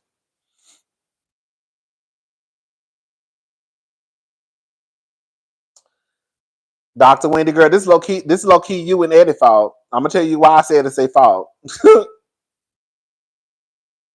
So Wendy Osefo's vacation ended on a terrifying note as she learned her home was burglarized. The RHOP star 39, along with her husband and 3 children, were in Jamaica when thieves broke into their home, getting away with several brand items like Birkin bags and Wendy Osefo's jewelry. 2 men wearing hoodies reportedly made their way to the balcony before trying to get inside the home around 8 p.m. that night. They reportedly thought no one was home. However, they dipped after Jada Pinkett Smith. Girl, what? Oh, girl, I'm reading the wrong thing. Bitch. Bitch, I'm reading the wrong. I skipped all the way to the end. Never mind. Girl, I'm like Jada Pinkett Smith. Girl, I went to the very end. Never mind. Scratch that out. They added that. They were basically talking about celebrity home break-ins, and they threw Jada Pinkett Smith. Anyways, let me just say something about Wendy and Dr. Eddie.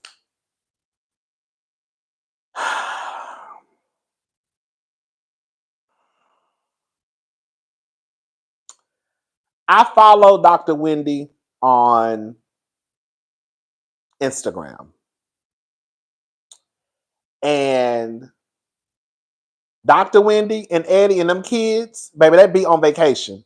One thing I will say, baby, they stay on a plane. I think I remember writing one time on one of her posts, like, girl, I want to be like you when I grow up. Girl, when I see them sing Stay on a Plane, her and them kids and that man, they stay on a plane.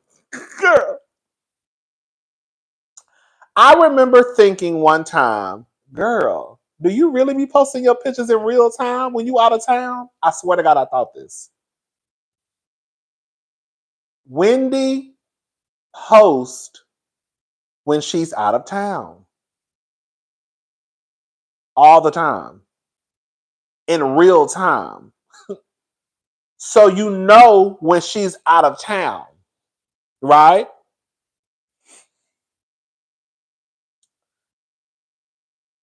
Thank you, Ashley. When it was announced that Candiace was leaving the show, I was surprised because I did not see it coming. It wasn't until the reunion aired that I saw the mistreatment and understood why she is leaving. Right. Thank you.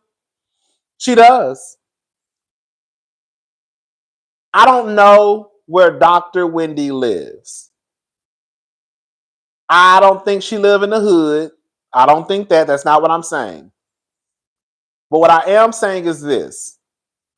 Wendy's lifestyle has probably changed a little bit now that she brings in this extra income, right?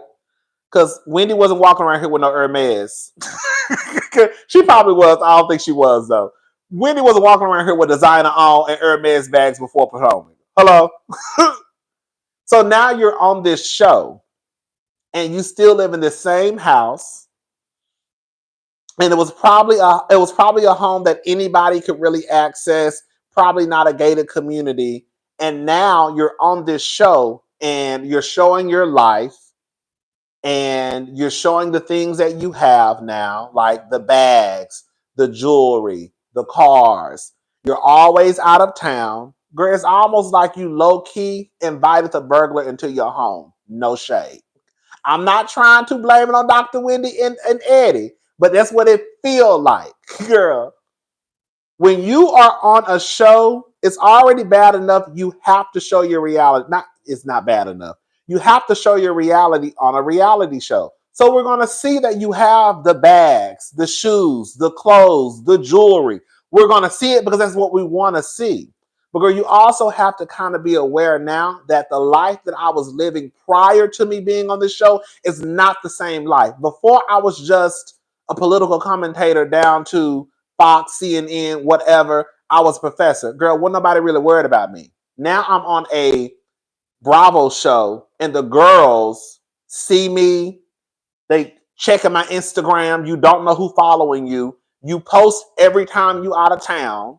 And now your ass is out of town. They know you out of town, and now they come in and they're knocking your windows in and snatching your Birkins. Girl, a mess. On the other hand, I have never had my apartment broken into. I think that has to be one of the biggest violations that can ever happen to somebody. Not the biggest, but one of. Shout out to all the people who have had their homes broken into. That has to be a horrible feeling to have to come back to a home or to be in a home and, girl, people have been inside your home. Like, that has to be one of the worst feelings. Like, I don't, bitch, just, girl, sell the house. Girl, you can have that house, bitch. Girl, just go get my shit. Go get my clothes. Go get the shit they didn't steal. Girl, sell that motherfucking house. I'm not going back in now. You know I'm dramatic like that, girl. I'm not going back inside. Just go get my clothes. Go get my clothes and shoes. Go get the couple of bags they left, if they left anything, and girl, sell that whole fucking house. I would never be comfortable after that. Like, I would never be comfortable in that home. Like, never. Like, never. Girl, I would have to, like, that house will be on the market by next week because we moving. Okay?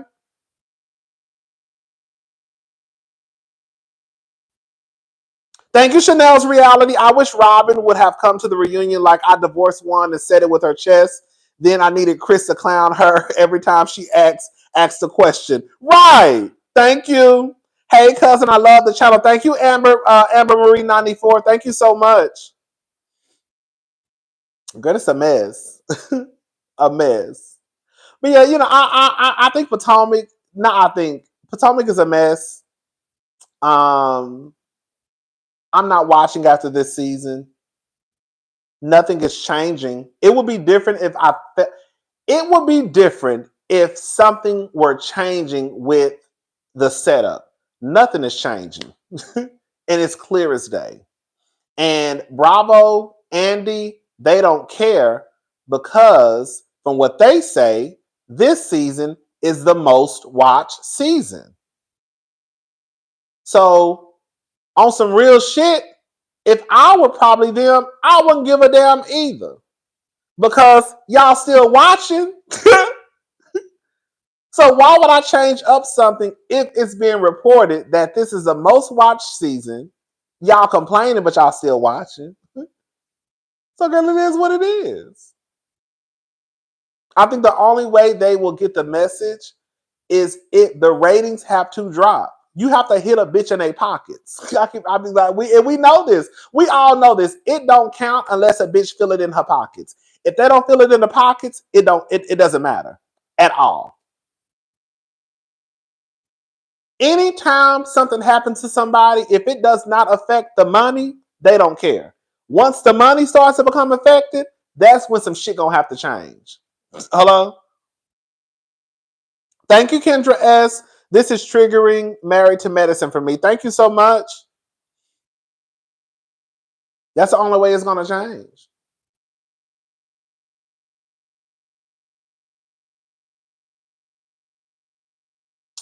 Monique was definitely the prettiest woman on the show. Monique, that's how you know.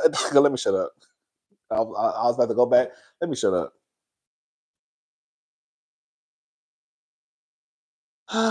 That's a mess. Anyways, let's go ahead and talk about Cam Newton. I haven't listened to the whole clip,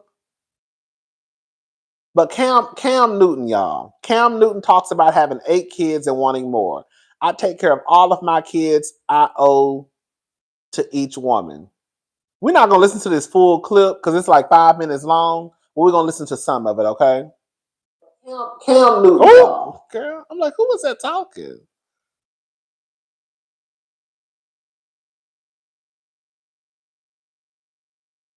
Six Flags, baby. That's what they say. 8 kids. That's 8. You done? I want more. What? Six Flags, baby. Man, come on, Cam. Hey, man. Look, but this is what they say. What they say? Who say that? I don't know who they is because I'm gonna find them and put something on. But people say, you having all these kids. I take care of all my kids. See, that's the thing. Yeah. I always wanted a big family. I come from that. So I want that. And I owe a due diligence to each woman who given me that. And Cam is full of shit. Cam, you were trying to snatch, and you might still be trying to snatch your baby mama's car back. It was technically his car.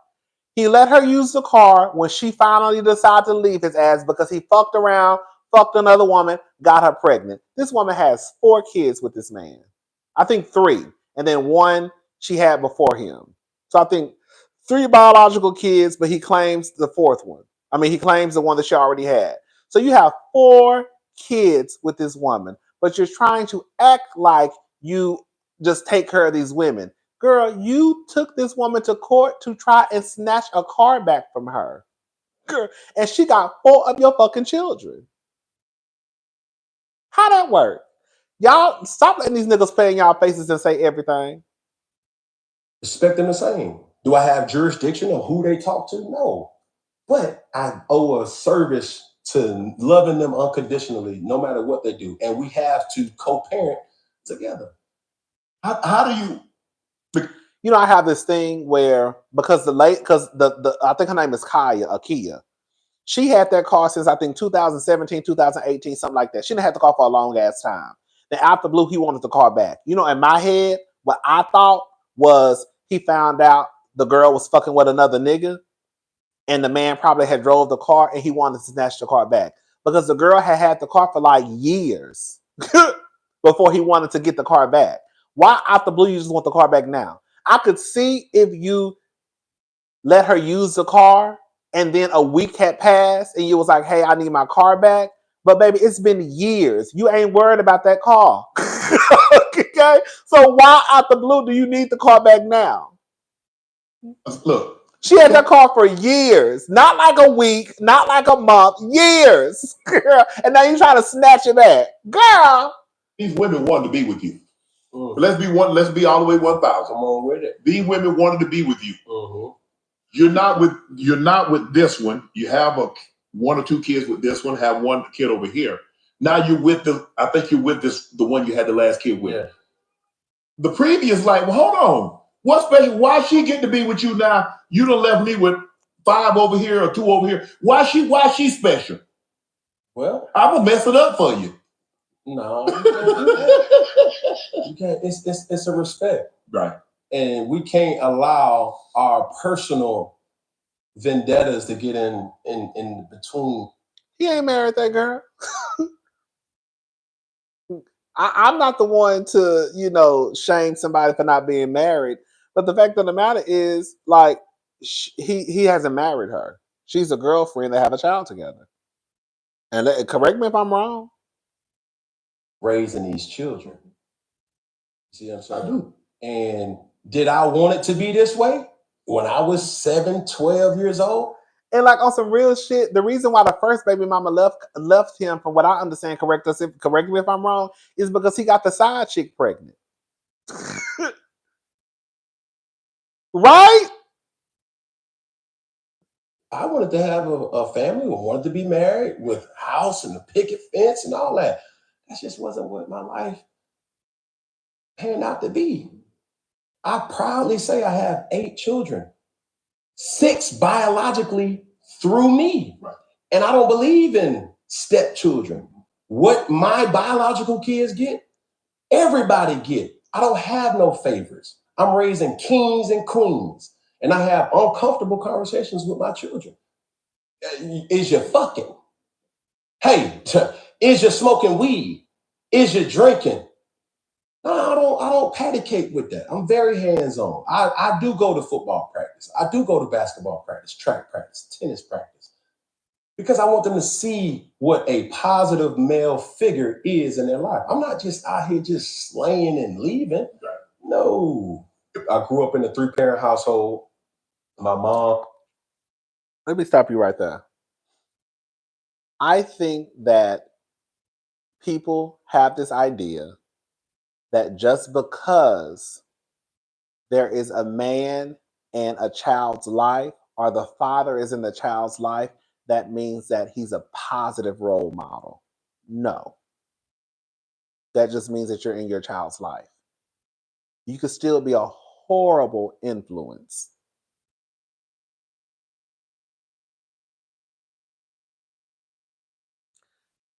No one is going to get me to believe that Cam Newton, who has 3 baby mamas at 3 different addresses, possibly in 3 different states, 3 different cities, he cannot tell me that he is a hands-on father.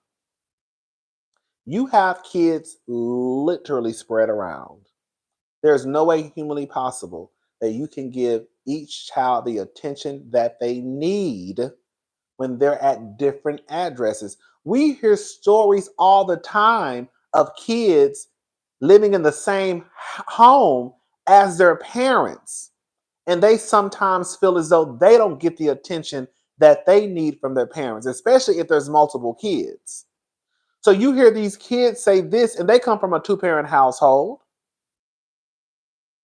Because I think his grandmother lived in a house with. We're about to get into it. His grandmother, his mother, his father are married, and I think his grandmother lived in the home. So he calls it his 3-parent household. So there's no way you can do that. There's no way. You call your kids. I hope you may show up to a practice when you can. But you can't, there's no way you can do that. Baby, it's 24 hours in a day. It's physically, humanly impossible for someone to be at 3 different addresses and be as hands-on as he's trying to make it seem. No, you're not. My father as well as my... And just because you are in your kid's life does not mean that you are a positive role model. Does not mean that you are, doesn't mean that you are this outstanding father and you deserve Father of the Year award. Because you can have I'm not saying that's who he is, but you can have a daddy like Boosie who will have his kids raped by a grown ass woman. And Boosie in his kids' life, does that mean that he's a positive father? He's a great father? You have some grown ass woman come into the bedroom and rape your sons and your nephew.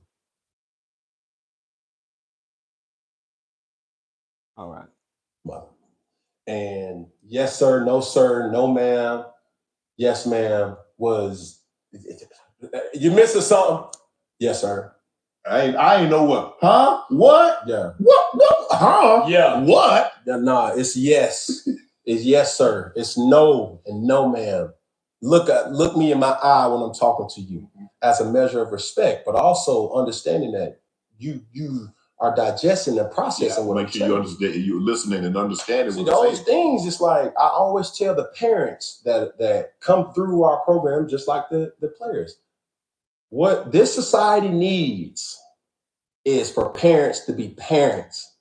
We don't need no more home girls, and he all right, he gonna be good. No, give that dude, give little Tay and John a curfew. Right. They failing math, science, and all that.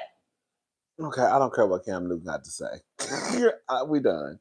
Cam, it is what it is. Cam, you got 8 kids. You financially probably take care of your kids, but stop acting like you just got this great relationship because you was literally taking your baby mother to court to try and take a car back.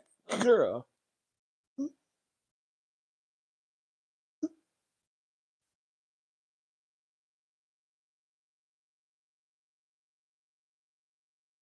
These niggas want to have kids just so they can say, just so their last name, they hope that their last name will live on. That's it. It's all about some crazy ass legacy for them. The more kids I can have, the longer my legacy can last. Fuck the fact that Cam actually did come from what I understand, a 2-parent house, he calls it 3-parent household. His mother, his father, I think, had been married for a very long time. And you still manage to go out here in these streets and create all these broken homes as if you have no control over what's happening. That's the gag of it all. Like, Kim speaks as if he has no control over him creating what he's creating. You could date it right now and just marry a girl that you're with. But no, more than likely, based off of your track record, she will not be the last baby mama.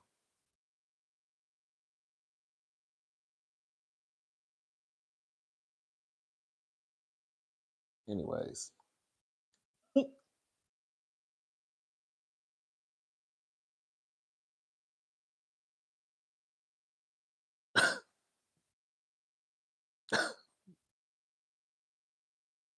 Thank you, Lisa. Thank you so much for the super chat. I mean, for the cash app. Thank you.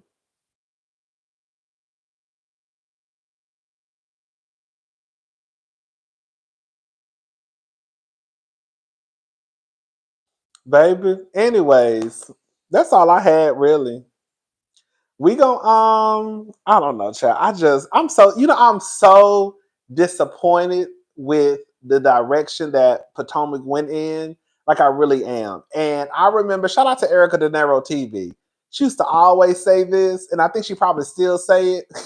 she ain't say it this way. The only reason why y'all niggas, I'm saying it this way. The only reason why y'all niggas even watch Potomac is because it's a black cast. And that is the truth. Because I just like, you know what I'm saying? But the show is a mess. Like, that's the only reason why we're hanging on to Potomac is because it's a black cast. Past that, you have to say Potomac is a hot ass, ghetto ass, dusty ass, raggedy ass mess. Like, it's just a mess. Like, even to the point where, like, the girls can't even live up to what they want to present to us. Like, for example, Karen, you want to be the grand dame. Like, I'm the grand dame. But girl, you can't even put on the show of being the grand dame. Like, you literally came into this season hosting a pickleball event with jars of pickles and foil pans of beanie weenies.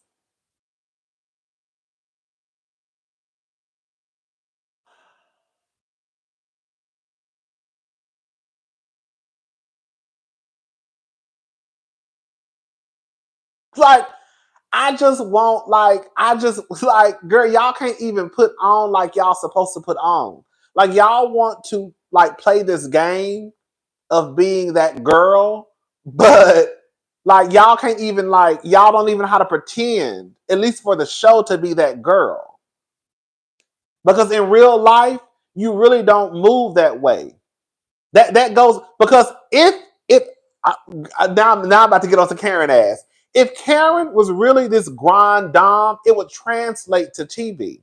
But being that Karen does not live that way in real life, that's why she's okay with bringing jars of dill pickles and, girl, beanie weenies to a fucking pickleball. Like, that's why she's okay with doing that, because in real life, she don't move that way.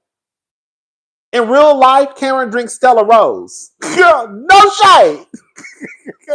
Karen drinks Stella Rose and bring beanie weenies to the motherfucking function. That's the girl that Karen Huger is. Karen Huger is a Stella Rose, beanie weenie, fall paper, pickle bringing type of chick.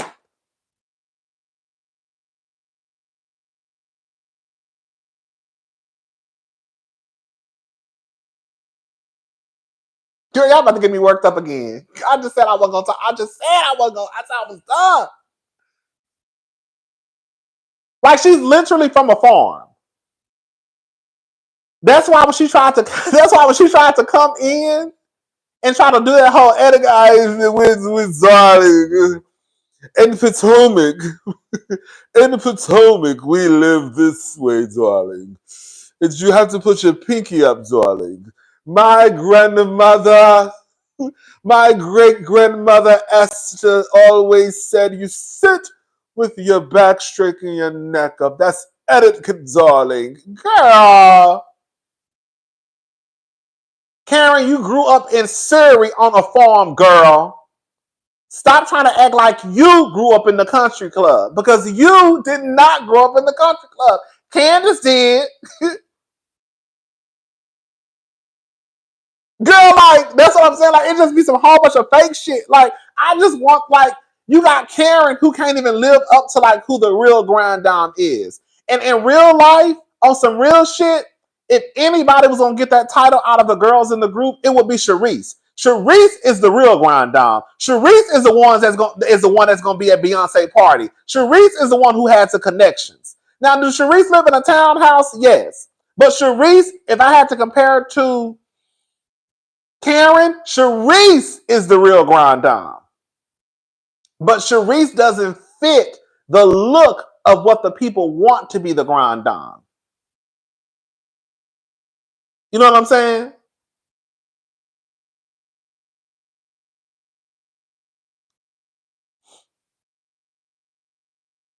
Sharice is the real grind down. That's what the girls don't want to give Sharice.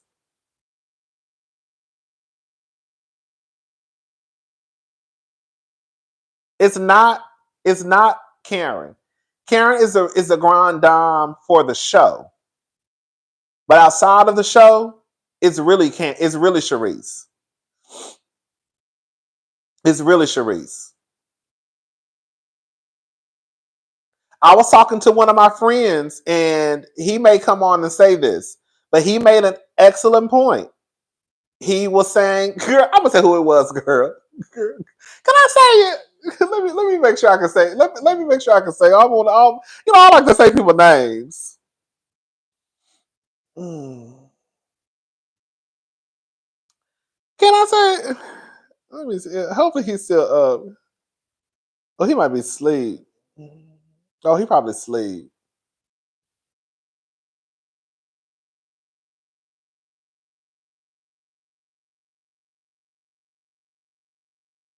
Anyway, child, I was talking to a friend, and he was basically saying that he felt like Monique really could have been the face of Potomac. And I agreed. Not Sharice. Did I say Sharice? I mean Monique. Monique could have been the face of Potomac. She lived in Potomac. Monique had the money. She had the husband. She had the kids. But where Monique fucked up at was she was low key kind of new to the money. Monique was low key kind of fake. She was new to the money, and she was so busy trying to like low key kiss up to Giselle Nim. She was fake. She was. That's what he said. He said she was. That's another thing. She was too fake. But she could have had the people on her side. Like she would have had her group. She would have had Karen, Candiace, Sharice. Like they would have been on her side. But because Monique was low-key kind of fake and she was kind of new to the money and she low-key also wanted to be accepted by Giselle, she wasn't really willing to like go there. Quiet as it's kept, Monique could have really wrapped Giselle up when she decided to be messy and bring in the ex-wife of Sherman on the show. That was really low-key on some real shit. That was really supposed to be the Giselle takedown season, but Monique dropped the ball. They handed Monique the ball. See, some of y'all don't know about this because some of y'all didn't watch it until season 5 Fight Night. Don't get me started. That was really supposed to be Giselle's takedown season.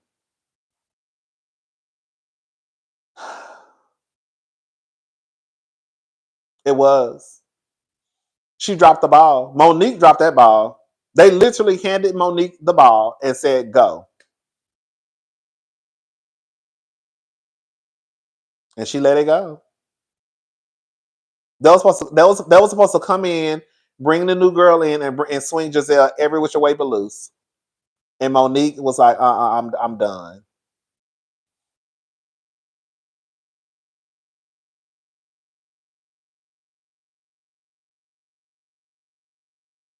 Monique was a little too fake. I hate to say it.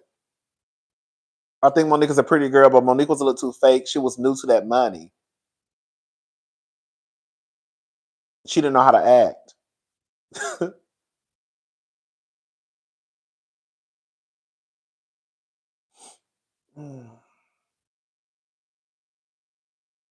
Girl. Anyways. And then you got, I don't know. And then Wendy is no shade to Wendy. I think Wendy is a good housewife, but Wendy isn't enough to... Wendy isn't enough to the point where, like, if she left the show, it would affect the show. You know what I'm saying? Like, I think Wendy is a good housewife. I love what she's accomplished, but I don't think that Wendy's presence on the show means that much.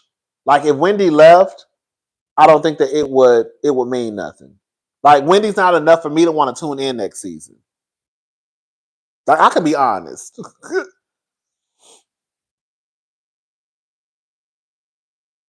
Mia, like somebody said earlier on the super chat, Mia is like, it's like a to be love story. You really don't know what, like, it's like it's like you don't, like Mia, girl, like you don't even know. Like you don't know when Mia be telling the truth. Because she lost so fucking much. Wendy's not spicy enough. And I get it. Because what we have to realize is Wendy got a regular job. Not a regular job, because ain't nothing about a political commentator, regular or professor. But Wendy is a teacher. You know what I'm saying? Wendy is a commentator. So Wendy really can't do all that carrying on that, you know, some of the other girls can do. The other girls, Wendy has to set an alarm. You know what I'm saying? Wendy cannot be down to the schoolhouse teaching and also girl throwing bottles across the room. Now, she'll cuss your ass out like she did Giselle, but she can't do all of that extra carrying on. You know what I'm saying? And I get it, because again, like I said, she's a professor.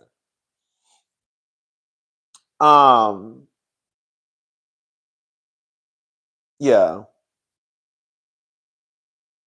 And then Robin, I never saw what y'all saw in Robin as a housewife. I really haven't. I'm telling y'all.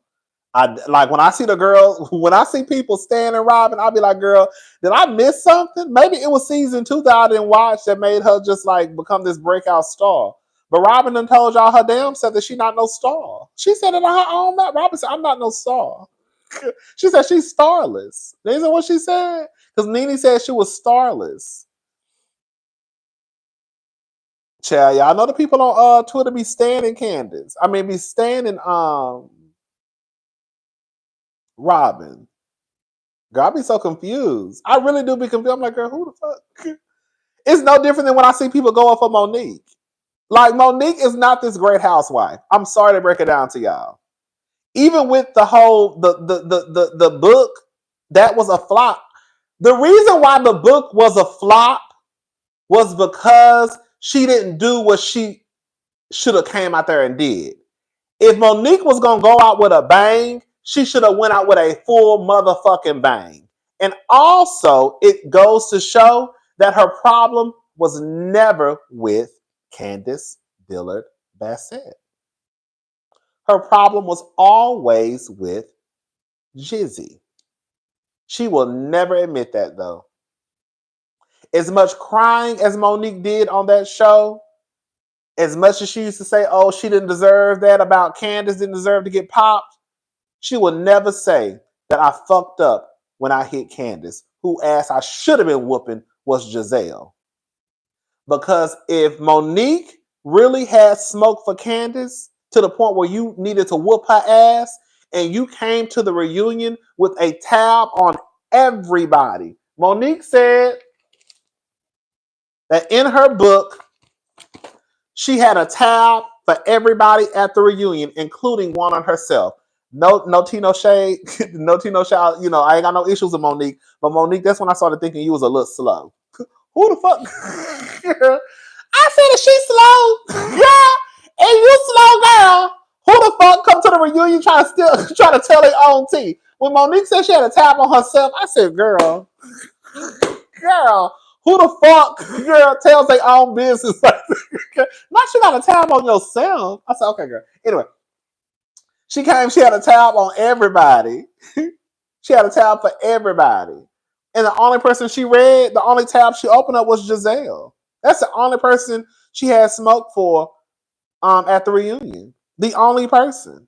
So that leads me to believe that that's where the problem was in the first goddamn place. Girl. So if you got all the smoke for her, that's who ass you really wanted to whoop, but you were scared. So you took it out on the easiest target, which was Candiace.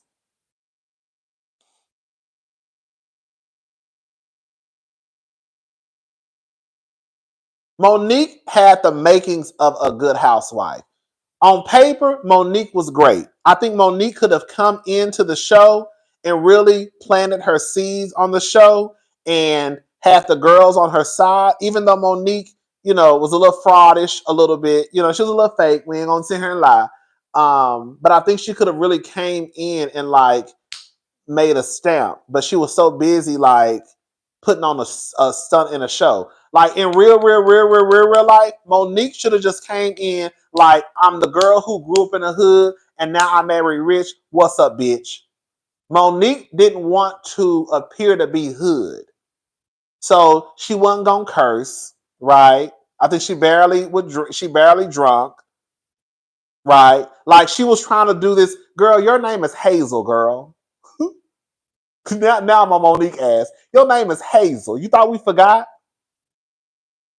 Girl, you're Hazel from the hood. You're Hazel from the hood. Okay? And instead of you just being that girl, coming in on some, you know who Monique reminds me of, but she don't want to just live in her truth? Monica.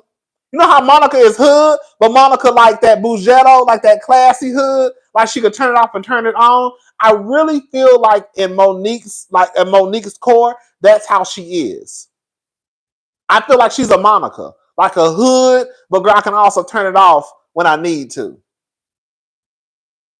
Oh, she was? Okay, maybe I'm wrong about the drinking stuff. My bad. I'm sorry.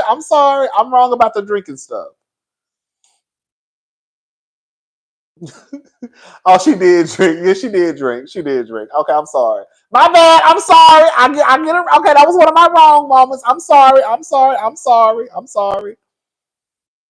Baby Gunica. That's who she remind me of. She really does. I think if Monique just would have been herself, that would have been that.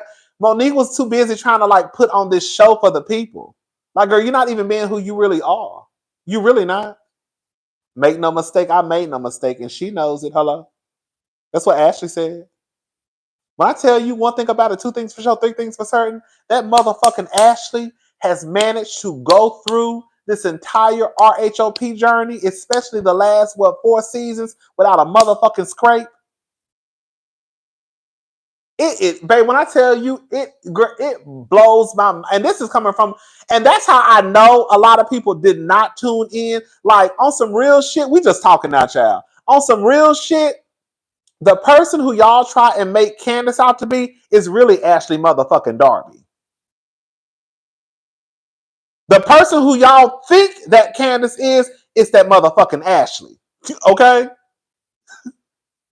But see, a lot of the girls didn't come in until season 5 fight night.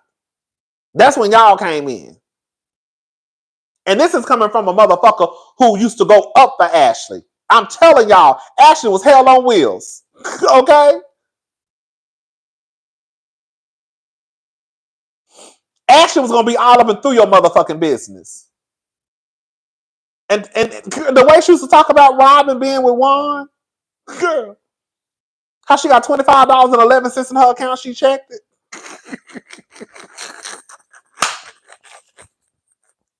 Girl, Ashley was a hot ass mess, and all Ashley had to do was pop out them kids. Let me tell you, I'm just gonna listen. We haven't listen. It's after midnight. We gonna start telling the truth and shaming the devil, bitch.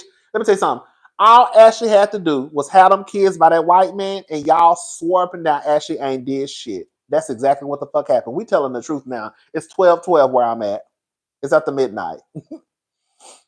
All Ashley had to do was pop out them kids by that white man, and y'all swerving. As soon as Ashley became a mother, that's exactly what happened. As soon as Ashley became a mother, everything Ashley had done was swept under the rug.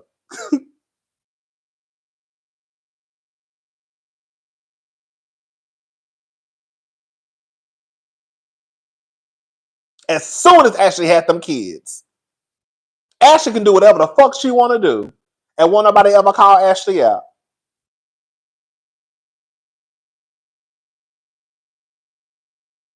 Ashley, you invited this girl to work. Because this is the thing.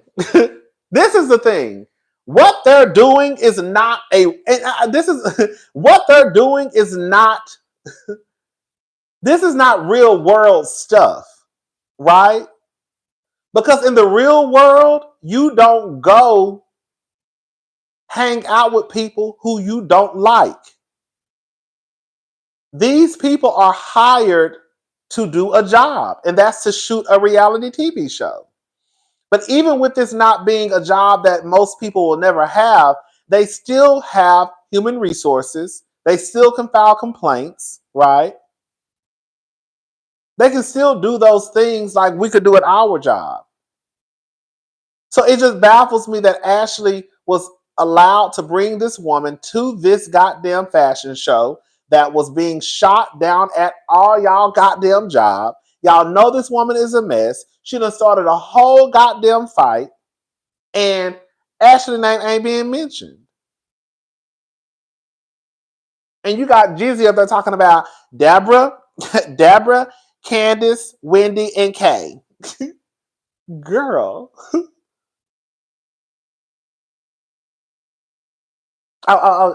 Wendy wasn't around? Okay, my bad. I take Wendy back. Girl, you wasn't even there. Girl, you can be upset all day long about your function being fucked up because of a fight. That's completely understandable. If that's the route that Giselle wanted to take, I don't give a damn who was fighting. I'm just pissed off somebody was fighting at my shit. That's what she should have said and left it alone. But Giselle so stuck.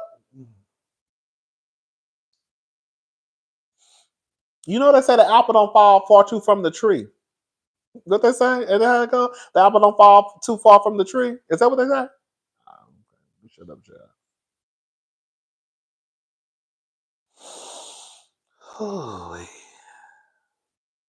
Giselle saw the same clips that we saw. She was not there.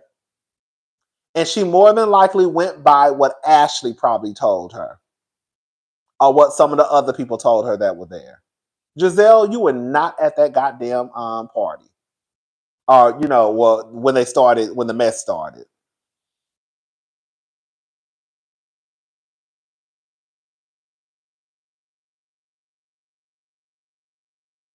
And the simple fact that Ashley is able to even sit up there, and Andy, like, I was looking at Andy like, this queen, girl, when I tell you Andy is a late ass queen sometimes, like he really is. Like, Andy, you late sometimes. Girl, you really are. Like, girl, how are you one of the bosses? Now, I heard that Andy doesn't have as much power as he used to have, but I think he still has somewhat of a say-so. He still has a voice. How are you one of the voices, girl, one of the bosses, and you are literally opening up your mouth to ask Ashley about whether or not basically her storyline is fake? Like, we have gotten so far away. Like, girl, like you really just asked your employee, girl, and girl, like, what are we doing? Like, what are we doing? You just said on TV and asked your employee whether or not basically is a storyline fake. This is a crazy shit. I said, this is some fucking crazy shit. Girl, this is some crazy shit. Andy hosting the season has been horrible. I don't even think Andy watches the show. Oh, you just said it. Birdie B, he doesn't watch that show. I don't think he watches either. I don't think he watches. Either he doesn't watch, or he watches and he just doesn't give a fuck. I don't think Andy watches that show. But I also could see him watching the show and not giving a damn because the whole goal is to protect Giselle. When I tell you, bitch, I don't know how Giselle did that shit. When I say Giselle really is running that shit, girl, shout out to Giselle. Andy is pulling the stunt of fakery. Okay, thank you, Kim Cat. You higher up he does, and I said that last year. I don't think he does. I think he watches clips. He watches clips. Come on, Omar. He watches clips. Like I think he watches the clips, and then I think that the producers may give him a rundown of what happened. Like I guess the biggest conflict of the season, or who had the biggest conflict. I don't know, but I don't think that he watches. He can't. I just refuse to believe he does.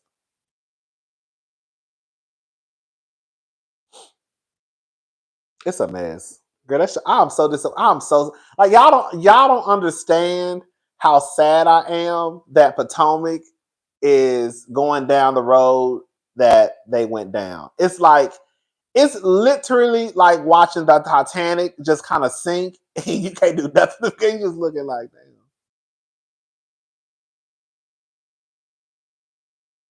that. It's sad. But again, I don't think they care because, girl, quiet as it's kept, we're still watching. They don't care. We're still watching. It's just like I used to work at Zara, right? I worked at Zara for I can't remember, girl. It was either 2 or 3 years. I can't remember. Anyway, I worked at Zara. And those, I don't know how it is now. Well, it's probably still, I really don't pay attention when I go inside. But back in the day when I worked at Zara, Zara was really not a customer-based,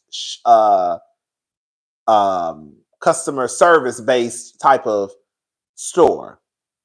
I don't know if y'all ever remember, back in I can't remember, 09, 010, I can't remember. Girl, you would go into Zara, girl, the girls barely would speak.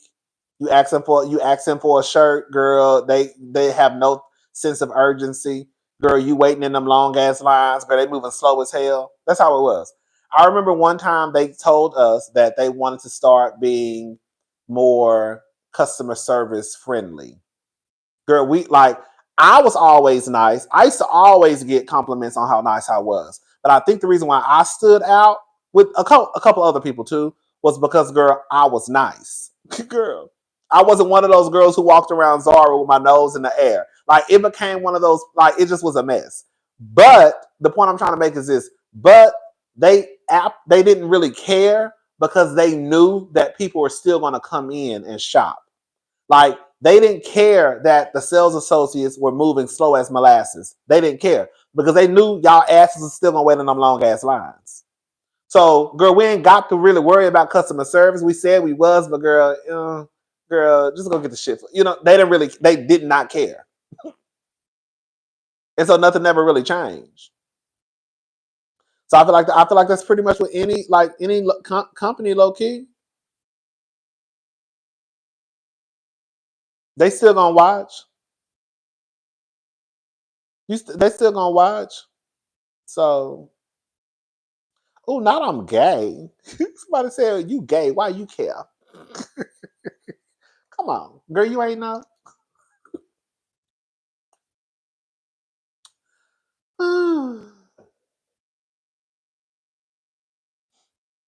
Girl, you don't be worried about the people, child. Okay.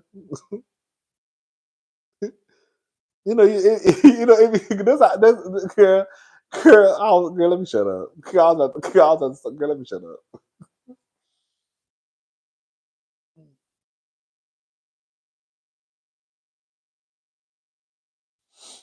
Child, you know the people be late. Child, nobody. You know the girls late. You know we in 2024. The girls still think we in middle school. So the only way they can really the only reason they think by throwing the gay word at you, like we still in middle school and it's gonna hurt my feelings. Girl. That's what I'm saying, girl. Y'all be so late, tired, and delayed. Girl, y'all think we in 1999. Girl, we in 2024, girl. You talking about somebody being gay, especially me, is not gonna bother me, girl. The fuck? That's all you gonna say? Girl, out of all the shit you can say, you gay. You gay. You gay. Okay. Girl. Mm. Anyways. Yeah, child. I'm done. I'm Potomac this week. Potomac. This week Potomac. This review for this week is going to be my last Potomac review because nothing is changing. Again, it would be different if something was changing. Then I would be happy to stick with the black girls, and you know what I'm saying. But girl, it's gonna be the same fuck shit next season. It's gonna be the same fuck shit. Ain't shit changing. Ain't nothing nothing is changing. Everybody about to fall in line. If Wendy come back, she falling in line. Girl, no shade. She might curse Giselle out a little bit, but it ain't gonna be nothing too much.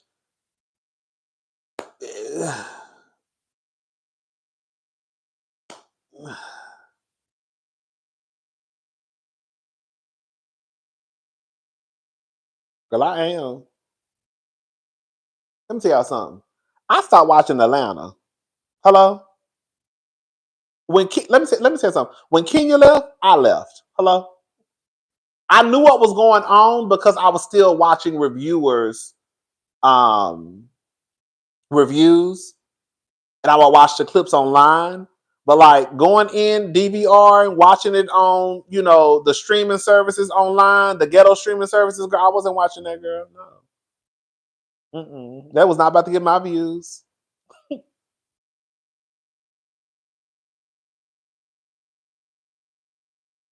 RHOP needs opulence. Girl, they really do.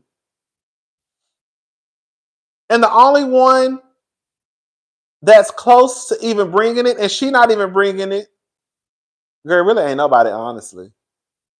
But I feel like the closest one who can get to like throwing a decent shindig is probably Candiace. She threw that wedding, the event this season. Other than that, I told you, I think what it is. I think what it is with Real Housewives of Potomac, I think at one point they started to think that they didn't need that because the girls were so entertaining. This is my own thought. I think they thought that because the girls were so entertaining that they didn't need any of the other shit. Like, oh girl, they're so entertaining, girl, they just get by. But now we're starting to realize that, girl, the girls are not entertaining. And now we're starting to look at everything else. Not only are y'all not entertaining, girl, y'all ain't got shit. Girl, you got Robin down to the store spending $68. Ain't nothing wrong. I want y'all to hear me loud and clear. There's nothing wrong with Robin going to the store and spending $68. If that's how much a product costs, that's how much a product costs. But I was very disgusted in the production, the editing, wanting to or feeling the need to show us that she had just spent $68. Then you look across town and Sutton over there spending $68,000 for one pair of earrings, and then I think almost $45,000 for a pair of earrings for her daughter. Then you got Cal, who had a budget for her party. How much was the budget for that party? $40,000. It was some crazy amount that Cal had for her party.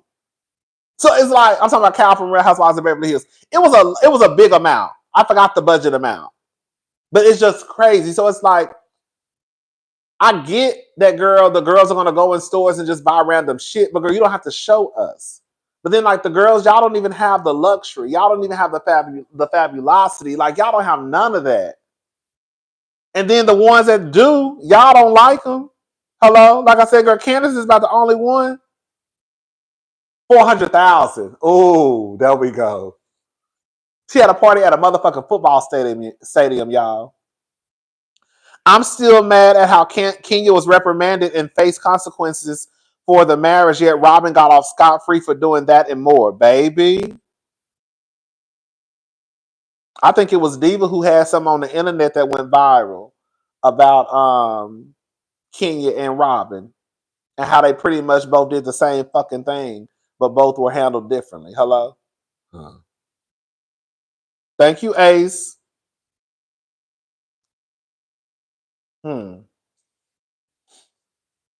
Like, in real life, even this season, it's no tea, no shade.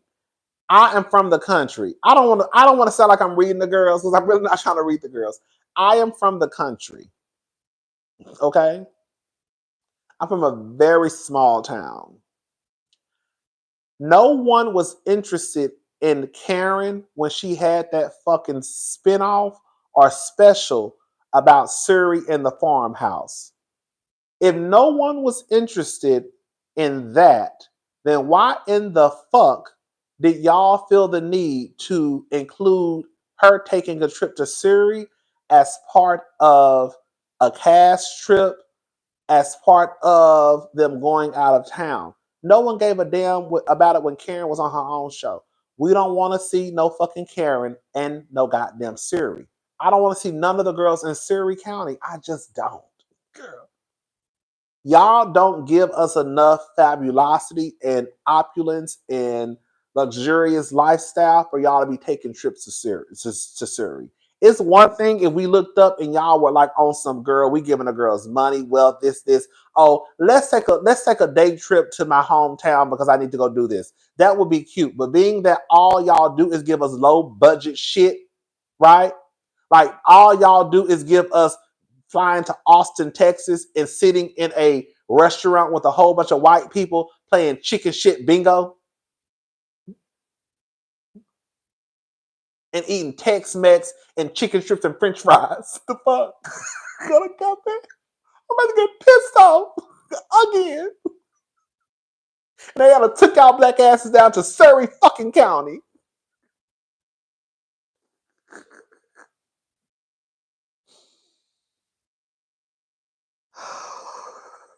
Girl, y'all can't even give us what we supposed to get. Like, I don't understand it. Then, like, the season before, y'all had the girls in motherfucking paddle boats. Then when y'all was in Miami, y'all had the girls in a goddamn house where, girl, the pipe was damn about to burst. Then you had them grown-ass women on a goddamn paddle boat with bologna sandwiches, a little bag of 25-cent chips, a little Debbie cake, and a motherfucking soda. Girl.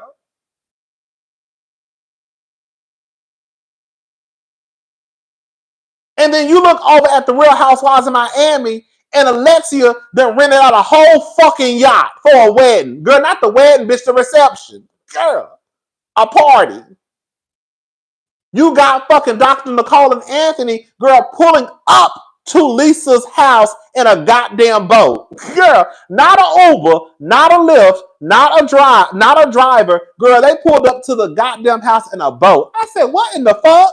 Girl, that's the type of carry-on I want to see. I want to see the shit. I want to see the shit of the shit of the shit of the shit. I want to see a lot of. I want to see a whole bunch of unnecessary extra shit. That's what I want to see. I want to see it. I want to see a bitch throw a party at a goddamn football stadium. You don't even know that many people. Kyle, you don't even know that many people to even fill up a fucking football stadium. I mean, I want to see unnecessary foolishness. Like, in real life, that is unnecessary. Why is Kyle throwing a party at a fucking football stadium? Because she a rich white bitch. That's exactly what they supposed to do. Girl. And the only thing they could do was bring in a little space in the middle of that football field. Who the fuck does shit like that? You know what I'm saying? That's the type of shit that I want to see. I want to see the girls do outlandish, unnecessary bullshit. Oh, because all the shit that the girls on Potomac do, I can do. Y'all can do. I don't know nobody who can get together with their friends and plan a trip to Miami and get a paddle boat for a couple of hours. I don't know anybody that cannot get with their friends and plan a trip, even if it takes you a year to come up with the money. If you want to put the money together, you can plan a trip and go get a cute little yacht in Miami. The girls in Potomac ain't living no different than how we live. We can all get a couple of sandwiches and a couple of Capri Suns and sodas and get down to the paddle boat. We can. I can literally hop in somebody's car and get my ass to Austin, Texas in the next couple of hours. I can. And go play chicken shit, bingo. What I can't do is go rent no motherfucking yacht. What I can't do is pull up to nobody's house in no boat. What I can't do is go throw no goddamn party at no goddamn football field. Okay? What I can't do is go park a car in a goddamn elevator and the elevator go up all the way to the motherfucking 55th floor. Everything they do on Potomac, we can do.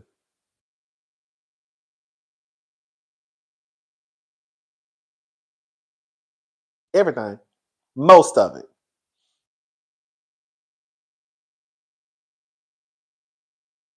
Oh, they went to Europe. But that's what I'm saying. That's what I'm saying. I think that they stopped making them, I think they stopped making it necessary for the girls to travel because they felt like the girls have the personality to kind of carry the show. Oh.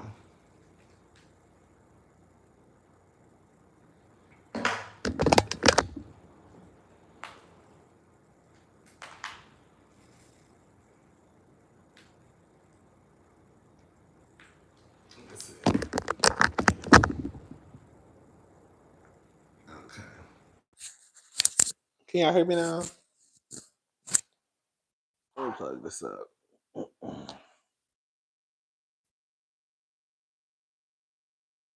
Yeah, I think that's can y'all hear me? Okay.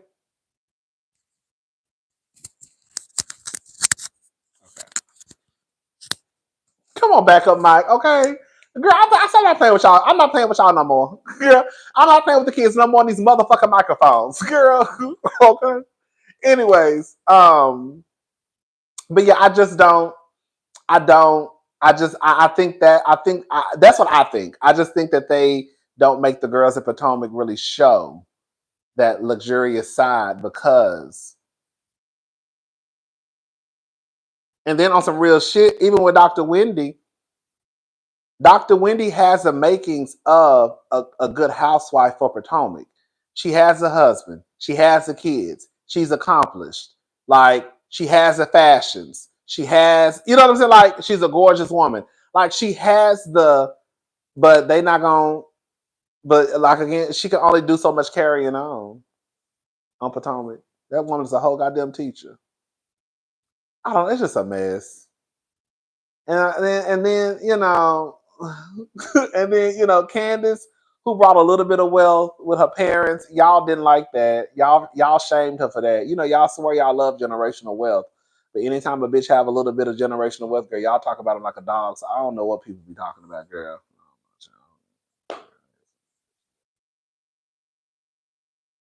I'll say y'all like it, girl. I don't know, y'all.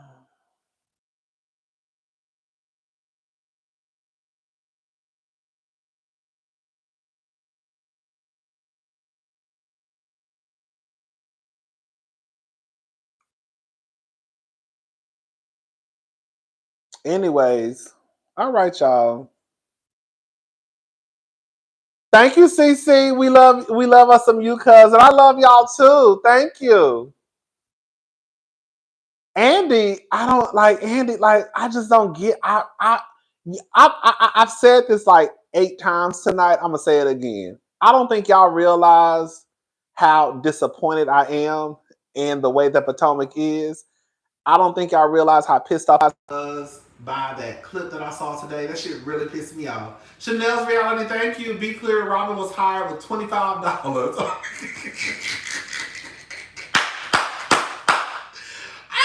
Be clear, Robin was hired with $25 RHOP. How did Robin get interviewed? Because she was light skinned.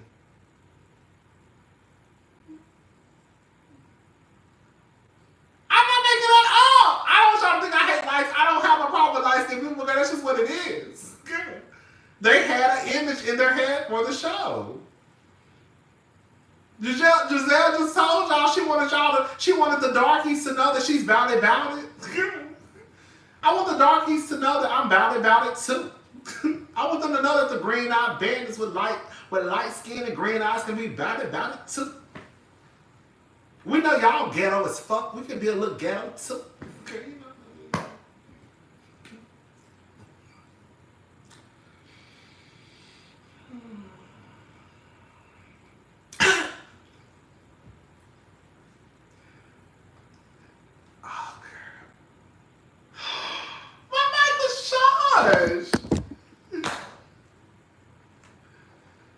Girl, I swear my mic was charged, y'all.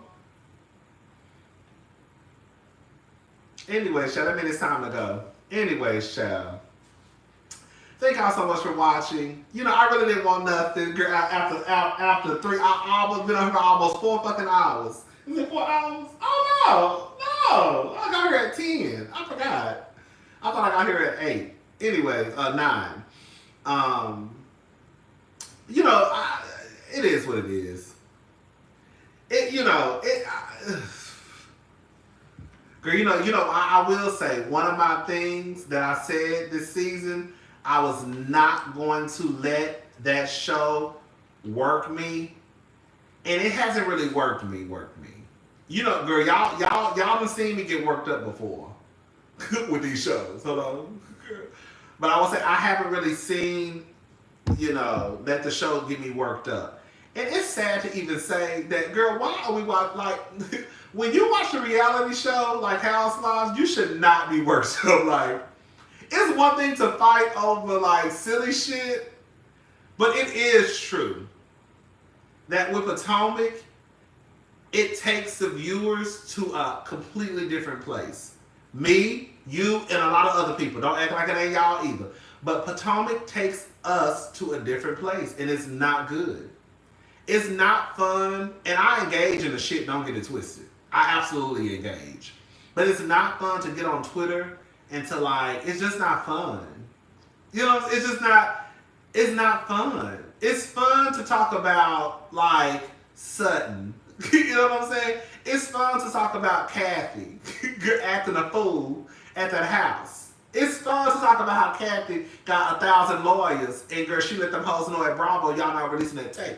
Like shit like that is like fun, it's lighthearted, it's not that deep. You know what I'm saying? But with Potomac, it's just like, oh girl. It's like draining, it's not fun, it's triggering, it's disgusting, it's sad. Like, I will forever not understand. Well, I understand, but I don't understand, but it's just not a fun show to watch. It's just not a fun show to watch. And then it's almost like, girl, I'm gonna go ahead and say something. Ooh, it's like we already don't have a lot of black housewives in the first place. And then it's like the one black housewife show that we got, the few people, the people that y'all are trying to put in charge are mediocre as fuck, right? Like y'all can't even compare to Miami if you tried.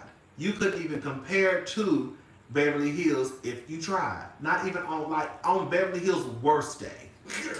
On Miami's worst day. You know what I'm saying? So it's like, and then y'all get on here and y'all ain't giving no fashions, no clothes, like no home decor, no luxury, no nothing. And the only thing that people are talking about is how you mistreat other people on the cast. That's the only thing y'all talking about. Not y'all, us. Like when they click on the RHOP hashtag, they don't see, all they see is people talking about people being colorist, people being hateful, people being mean. It's not fun to watch. The show needs to go off. Like that's all people see when they look at RHOP.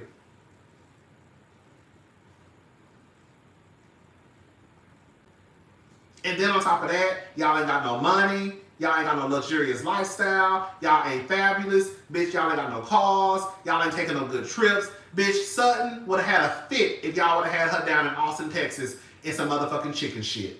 Sutton would have got her shit and bitch called her private jet and went back to Beverly Hills. And said, what the fuck y'all think? Oh, baby, absolutely not. They probably, by the time they even said Austin, Texas, Sutton and Kyle and everybody else would have shut that shit down. We ain't gonna know fucking Austin. They would have shut that shit all the way down. They would have shut that shit. That wouldn't even came up to go to Austin for the girls of Beverly Hills. That wouldn't even been a conversation. The most local trip they're gonna do is take their asses to Vegas. They'll hop on a motherfucking private jet and go to Vegas. That's what, 30 minutes away on the flight? You know, they're gonna go to Aspen. You know what I'm saying? But it's just sad. It's just sad. Like, it's just a mess. Like, y'all don't have nothing going on with Potomac. Like, nothing. Like, literally nothing.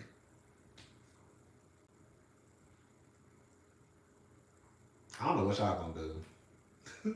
Because it's a mess. And like I said, the only one that's brought tried to be a look decent is Candiace, and y'all don't like her. I think there were 2 events this season that happened where it looked like, oh, this is nice. Candiace had that Mother's Day brunch. It was something else somebody threw.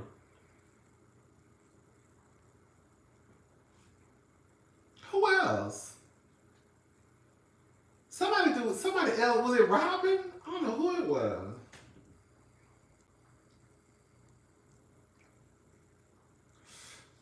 Oh, I can't remember.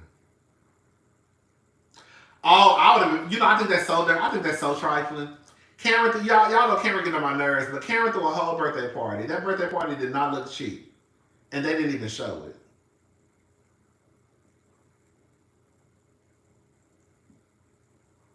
They didn't even show it. Karen's party looked expensive.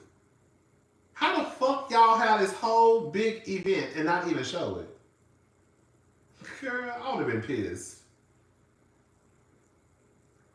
Y'all so busy worried about talking about Sharon and Nelka and what Sharon said to Libe Ebe.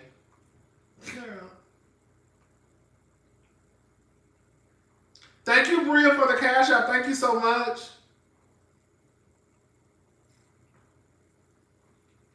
I just got frustrated. I just got pissed off.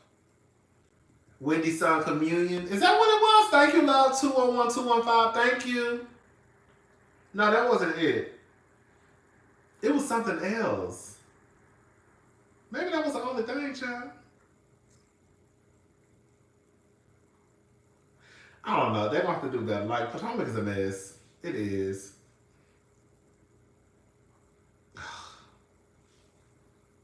Right. Like, I don't know. It's not even... And like, even like on some real shit, like, even when y'all, like, even when y'all try and do stuff like sit outside, like,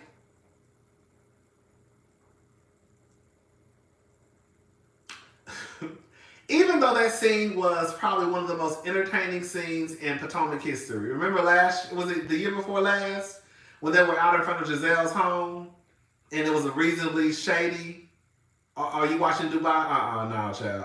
I started watching Dubai the first season. That was an entertaining scene. But it's like, girl, y'all...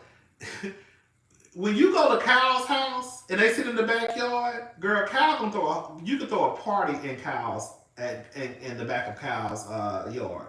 We've seen it, okay? Girl, y'all got these women sitting out in front of Giselle's home in dirt. Like, it's shit like that. That like, it's like, ugh. Like, does that make sense what I'm saying? Like, you'll look at Kyle's home in Beverly Hills, she's throwing a whole fucking party and the women have on $1 million jewelry and ball gowns and a formal. Then we look over here at Potomac and you got the girl sitting in front of Giselle's house that's halfway done. Girl sitting in dirt.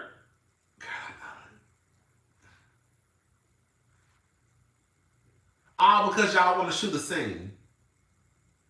I don't know. It make my head hurt. Not really, my hair really don't hurt. Y'all know I'm being dramatic, but I don't. It just doesn't. It doesn't. But those demographics are different. Beverly Hills is different from DC. DC is different from Miami. And so that is true. But I just don't like what they present on Potomac. I don't. We in the hood now, baby. Girl, I just don't like what they present on Potomac. Even with Atlanta, at least try. Like, Atlanta at least try. Like, Marlo gonna give you fashion, King gonna give you fashion. Candy gonna walk like her feet hurt. Candy gonna give you a decent house. I feel like the girls in Atlanta at least try. Not all the time, because sometimes they be fucking around too. But Potomac, it's like, girl, they just be like, okay, girl, here. Okay, girl, the camera's showing up today, what you doing? Oh, we're gonna have a get together in the front yard. Your house is not done. It'll be all right. But your house is not finished up. We're gonna throw a quick get together. Oh, okay.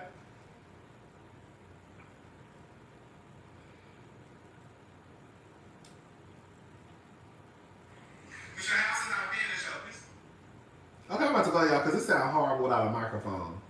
Colorism leads to violence. Not a coincidence that the only people on the show that have been physically assaulted are Candiace 2 times, Wendy, and Kay. Come on, Pretty Nerdy 92. Come on. Come on. Come on.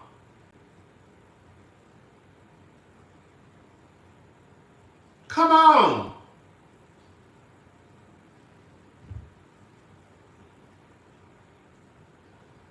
Atlanta not as bad as Potomac, no. They not. At all.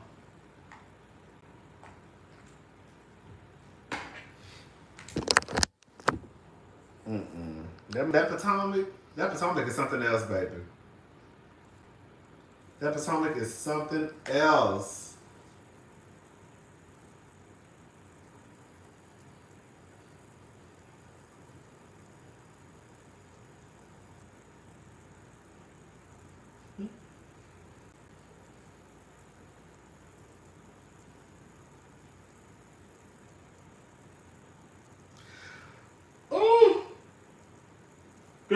If they cancel Potomac, I wouldn't even care. For me to say that, especially because y'all, for the people who don't know, the housewives that I was always into was Atlanta, and then when they brought in Potomac, and I got back into Potomac, I would watch Atlanta and Potomac over any other franchise. Any other franchise. That's how much I went up for Atlanta and Potomac. Because I'm like, we got these black girls, blah, blah, blah. You know what I'm saying? We got the black girls. Shout out to the black girls. But now it's like, girl, y'all can go ahead and snatch Miss Potomac off. Girl, just snatch her. Snatch her. Girl, we can start watching Orange County. I don't know, girl. I'd rather go over there and see her new bro. And I don't even too much care for her. I heard she's a real bitch in real life, girl. But I'd rather go watch Orange County, child, and see them white heifers cut up. I can't wait till New York come back. Because some of y'all didn't like New York. I like New York. Girl, they need to go ahead and revamp Dallas. That's what I said. Make Dallas an all-black show. They really could throw Potomac in the trash can and just revamp Dallas. Quiet as it's kept. And they ain't even gotta make Dallas just a full black show. They can mix it up. I'm not mad at it. But they need to go ahead and revamp it. Council Potomac and just come and bring Dallas back. Hello? That would be cute. And girl, some of the girls in Texas got long money too. Okay? Don't get it twisted. Some of the girls got real long money. Hello? They need to do a Housewives of Houston. Houston would be cute. But they're not going to do it right. I'm going to tell you where they fuck up with Houston shows or Texas shows. They like to make Texas appear as if, okay, so listen. I actually have people in my family who wear cowboy hats and Wranglers year round. Hello? Girl, real life. Girl, I'm like from the real country where like, girl, we will be at a family reunion and like my uncles will have on cowboy boots and Wranglers in the middle of the goddamn summer. It'll be 125 degrees outside. They got on the goddamn some Wranglers, a cowboy hat, and some cowboy boots. Girl, like country. But I think what happens is they want to make it seem as though like Houston, Dallas, like you don't see people just walking around Houston, Dallas with cowboy boots and cowboy hats on. You just don't. And I think I think the way they show Dallas or Houston shows is almost like hee-haw, and it's like, girl, it's a city. Like, y'all have this thing about Texas where it's like, again, cowboy boots, and it's like, no, girl, it's like, Houston is like the 4th largest city in the country. Girl, we have Chanel stores, Louis Vuitton, like, Versace, girl, Saks, Demons, girl, Nobu, girl, like, girl. You know what I'm saying? Like, it's like downtown Houston, Galleria area, River Oak, like, you know what I'm saying? Like, I don't know, it's weird to me. And I think that's how they want to like position the show, as like just cowboys and Indians. Like I remember even one of my when I used to work at TSU, one of the girls I worked with, her mother and father were coming down here to visit, and they thought that they were going to see like cowboys and hay. This is what she told me. She told me that her parents thought that they would see like cowboys. Like, no, baby. Baby, no, girl, we drive cars. We have a public transportation system. We have trains. We have buses. You're not going to see nobody riding no horse. Girl, nowhere in East Texas. The girls is at the Galleria with Chanel bags and Gucci bags and Louis Vuitton bags and Louis Vuitton and Zara bags and girl, Saks Fifth Avenue bags, girl. The girls is doing the girl like it's Houston, Texas, girl. But it is what it is. It is. I just need them to, if they bring Dallas back, they need to take away the whole cowboy Dallas. Like I don't know, that it just make it more of a like a city.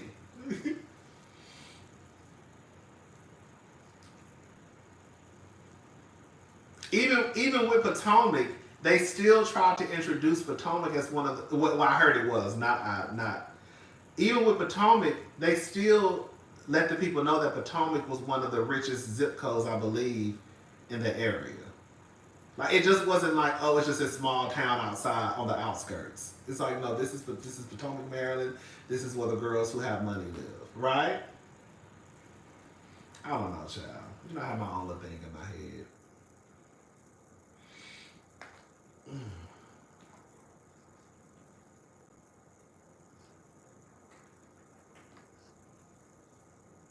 And I don't see it on the show. Okay?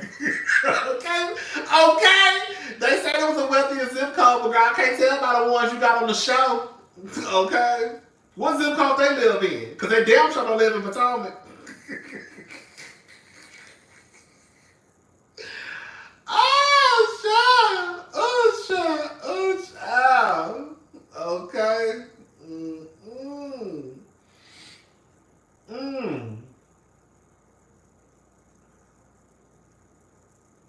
Okay, I believe it too. It's a mess. Potomac is trash. What is it? That show is trash. That show is absolute trash. Ah! Oh well, child. Anyways, y'all, I'm about to get off of here. I might go live tomorrow. I don't know. No, I'm probably not gonna go live tomorrow. Do y'all want to go live for the last review of Potomac, or do y'all want me to just post it and we can go on by business? At this point, I really don't even give a damn, honestly. I can do a pre-recorded video and just post it so we can get the shit over with.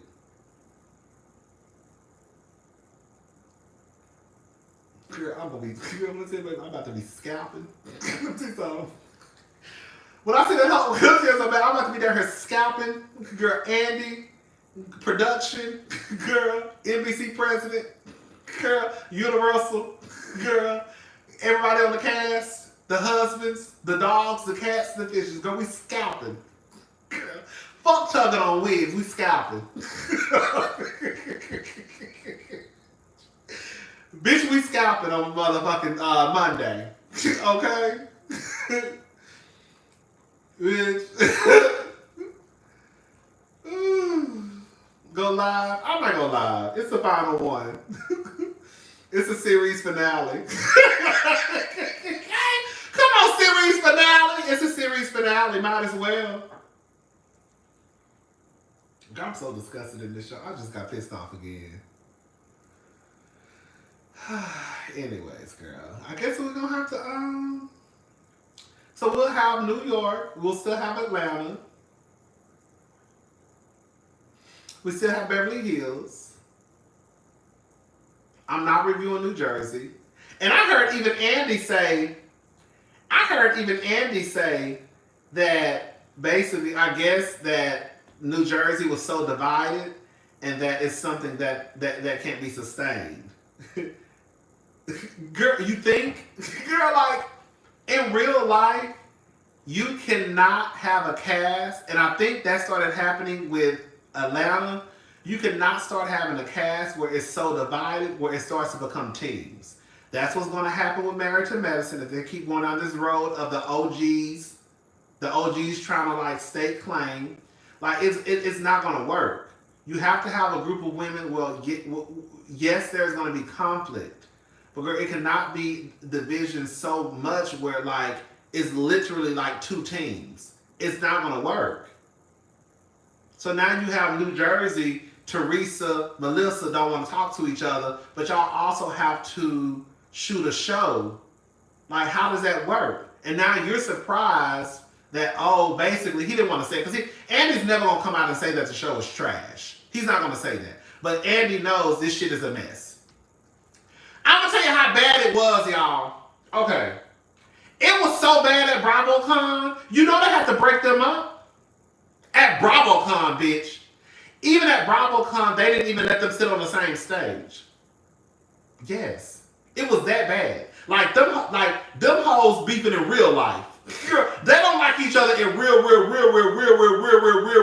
Like, to the point they can't even be in the same goddamn stage. Yes.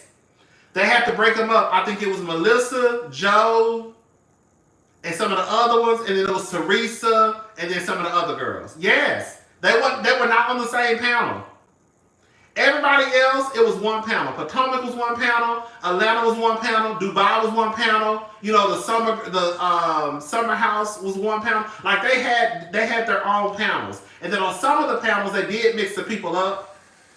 So, like, they might have, like, on one thing they had, like, Kenya, Lisa Barlow. So, like, on some of the panels, they would throw, like, random Bravo celebrities in. But then they would also have the panels for each show. At BravoCon 2023, they had New Jersey broken up into two different panels. It's that bad. Girl, I forgot to tell y'all that. I just remembered, yes. They don't fuck with each other for real. I said, damn, y'all can't even be on the same panel with each other. That's how you know it's bad over there in New Jersey. That's some crazy shit. It really is.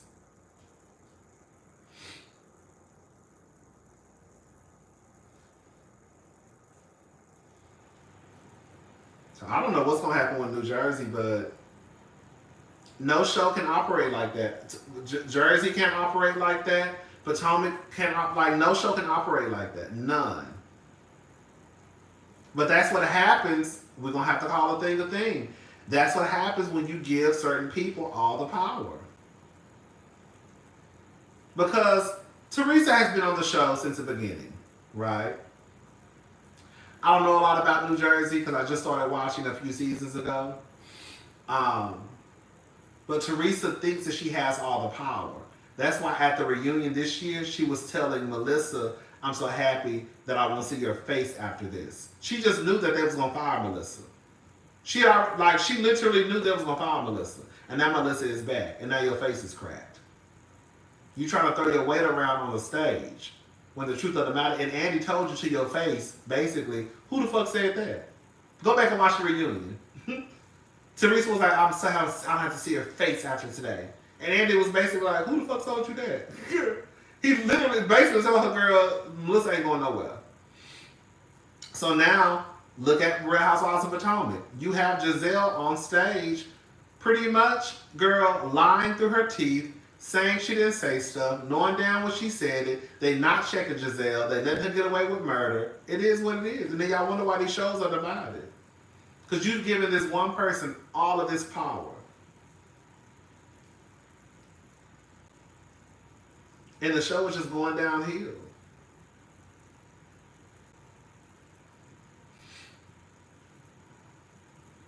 It's just a mess.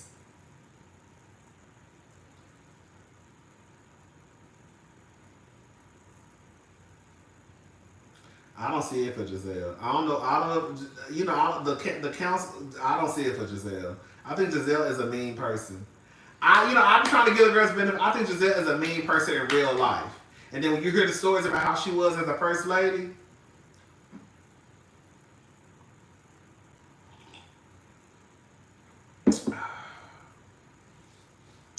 All right, y'all.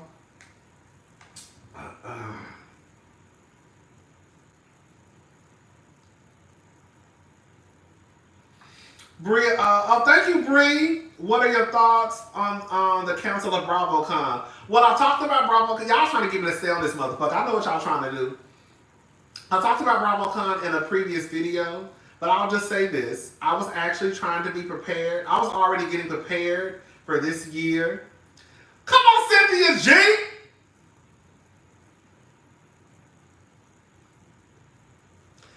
Rodney, I've been playing in dust on IG while listening to you. I be seeing you in the comments too. Shane, I be having to get them together sometimes. You know them niggas be playing my face. They be trying to jump me on IG sometimes, girl. You know they be trying to say I'm not a man. You ain't no man. You're supposed to stick together. Girl, shut up. Anyways, but yeah. BravoCon. Thank you for the super thanks, Cynthia. BravoCon. I was trying to get prepared. I was ready. You know, last year was my first year at BravoCon. I didn't know what to expect. I was nervous as fuck. I'm not gonna lie. I was nervous. I didn't know they had a schedule until like that Friday night. It was just a lot. It was a lot. It was a lot to take in, but I still had fun. I know now what to expect. I know now what to expect. I know now, girl, to wear comfortable shoes. Like when I tell you, bitch, girl, when I tell you, Friday. So, you know, I was already nervous because I was like, I wanted to look cute, but I wanted to look comfortable too, but I wanted to look cute. Friday, my outfit was cute to me. It was like a little blue shirt with some blue jeans and some black boots. It was so cute. And I had my little shades on. Yes! They be trying to drag me as we speak. You know I'm a 1-1 army though. I know that's right. Okay? I know that's fucking right. Shit. Okay? Baby. Huh. But yeah, I thought it was cute. But baby, I'm gonna tell you where they fucked up at. The Uber Lyft situation was a fucking disaster. Baby, when I tell you my feet, like, I thought my feet were bleeding. That's how bad it was. And those boots that I wore, you can't wear socks. Well, you can, but it's comfortable. It's more comfortable for me when I don't wear socks. But, because I can wiggle my feet around. But if I wear socks, I can't wiggle my toes around. So I didn't wear socks, but I didn't think it was going to be that bad. And my Uber driver, girl, they couldn't find me, and they kept going to a different location. Because in some places, it's a designated Uber Lyft like area, and that's the only place they'll pick you up. You know, like at the airport, how like at the airport they have a designated area for Lyft and Uber. So sometimes you just put, you know, what level you might be on depending on what city you're in. And they know exactly where to come pick you up. So I guess they had like a designated Lyft area like for that area I was in, but it wasn't coming to pick me up basically. So I wasn't in that area, and so it was just it was literally a big ass mess. But Bravo had signs up that said basically ride share, like Uber Lyft this way. So a lot of people were waiting in the same area because that's the area that they had signs up, and they also were directing us that way. Girl. So we all standing there, but girl, my Uber agent, it was just it was like a big ass mess. And I literally had to walk to the only place I knew where the Lyft would pick me up is at Flamingo Hotel. Because I didn't stay at the Flamingo Hotel that day, but I stayed at the Flamingo Hotel before, and I know exactly where their rideshare picks people up. So I had to walk. When I tell you, bitch, my feet, I've never felt that type of pain in my feet a day in my life. It was that bad. It was like bad. Like bad. Like bad. I was like, oh my God, I'm not going to make it. I just kept thinking in my head, like, you're not going to make it. Like, you're not going to make it. You're not going to make it. I said, shout out to all the bitches out there and the niggas, girl, who wear heels. I don't know how y'all fucking do it. Heels and boots are made just for, girl, all that walking shit is for the birds. I don't know how y'all do it. I could never do it. So yeah, BravoCon this year, I'm okay. I mean, I ain't got no choice but to be okay. I'm gonna be ready, but I'm a boot boy. I love boots. That's the thing. I'm a boot boy to my heart. I'm a boot boy. Okay, I love wearing boots. But yeah, I'm ready for next year. I'm definitely going next year. I'm ready. I think that if you can afford to, I got in for free. I was blessed last year. But this year I plan on buying my own ticket. I want to buy, because last time I was on a waiting list, girl, they didn't approve me. I was so devastated, and then the last minute, like, it just worked out the way it was supposed to work out. But this year I'm buying my ticket the first day they go on sale. I don't even want to take a chance this year. I think that if you are a content creator, and if you, especially like review Bravo stuff, that's one thing. If you don't review Bravo stuff, then I guess it really don't matter. But if you watch Bravo, if you review Bravo, I think it's a good thing to do. I do. You can meet people. You don't know who you're going to meet. You know what I'm saying? You can write it off on your taxes. Girl, you can meet other YouTubers.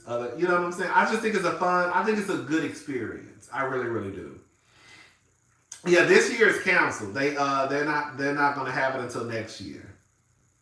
So I'm definitely going back next year. I know I'll be more prepared. It's going to be back in Vegas, which I think is cute. Because I feel like Vegas is cheaper than New York. I didn't go to the one in New York, but I just felt like if they had BravoCon in New York, I felt like it would be more expensive. I don't know why I feel like Vegas is cheaper than New York.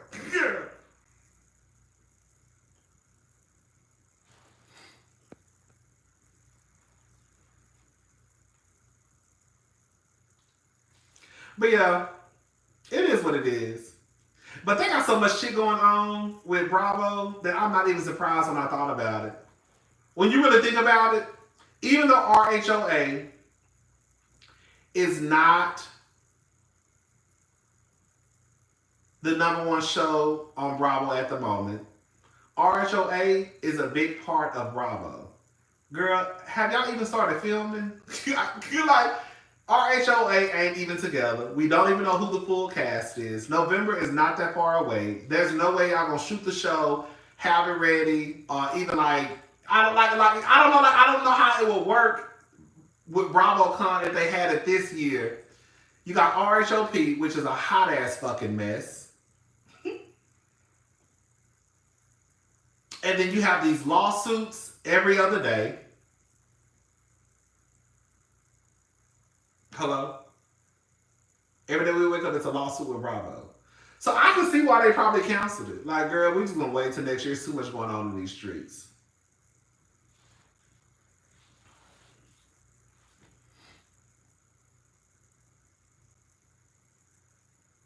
Child.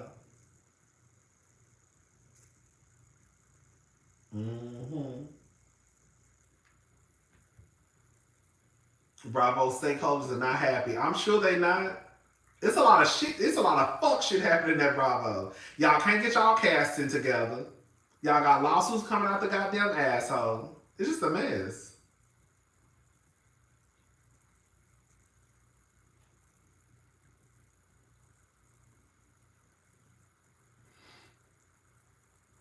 And then, like I said, with RHOA, maybe they started shooting for Porsha. I don't know, because I remember like Simon had said something about he doesn't want them filming in the house. I can't remember. It'd be so much going on with Simon and Porsha, I can't keep up.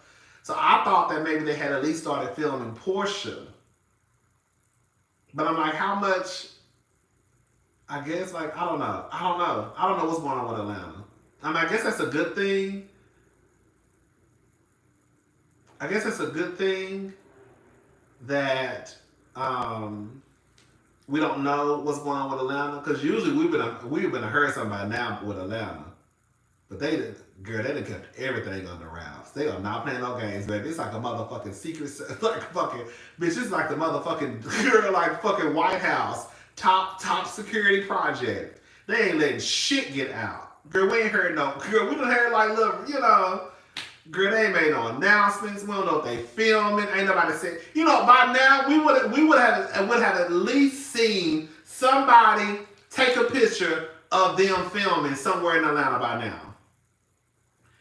I knew they were filming, I think last year, because somebody posted a picture of Marlo and Drew filming. I said, oh, they filming. Okay.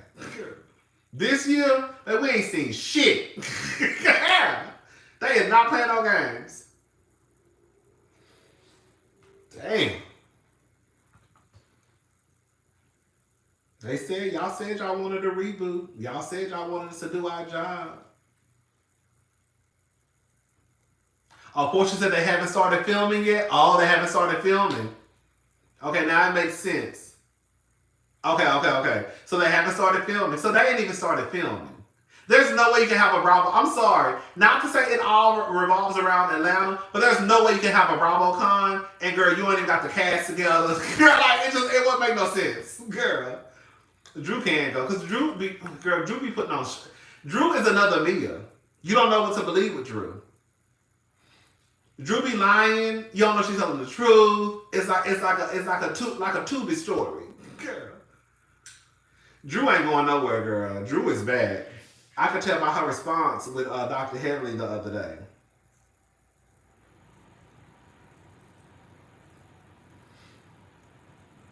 Drew is like Mia. She not as bad as Mia. Mia is like on a whole nother level. But like, girl, they cousins. girl, they first cousins. They ain't sisters, they cousins. Okay. Mia older. Okay. Anyway, I'm about to go. I'm about to watch Law and Order, girl, Organized Crime. That's what I'm about to watch. Okay, you know that's my show. Girl, I've been waiting for the new episode to come on, and it just came. I just saw it post the other night, so I was happy about that. So I'm about to watch this episode and look at my man. Okay. All right, y'all. Thank y'all so much for watching.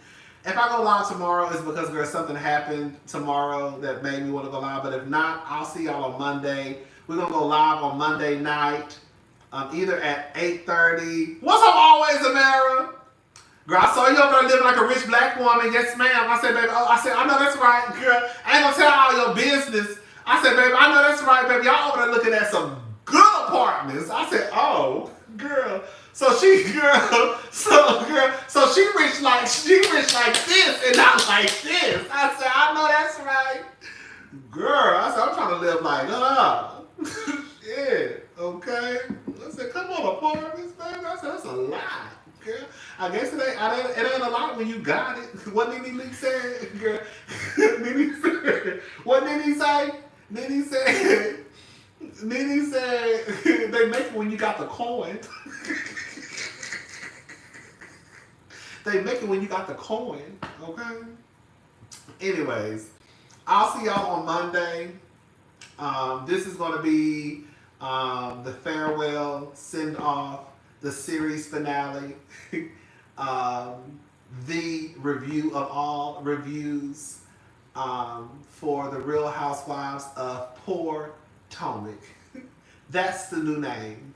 The Real Housewives of Potomac. Okay? Series finale review Monday. Either it's going to be 8:30 p.m. Central Standard Time or bling bling bitches. Let's go, bling bling. 8:30 p.m. Central Standard Time or either 9 p.m. Is it going to be 8:30 or 9? I'll let you guys know. All right, y'all. I'm gone. I'll talk to y'all later. Thank y'all for watching. Bye, y'all. Bling bling bitches is now.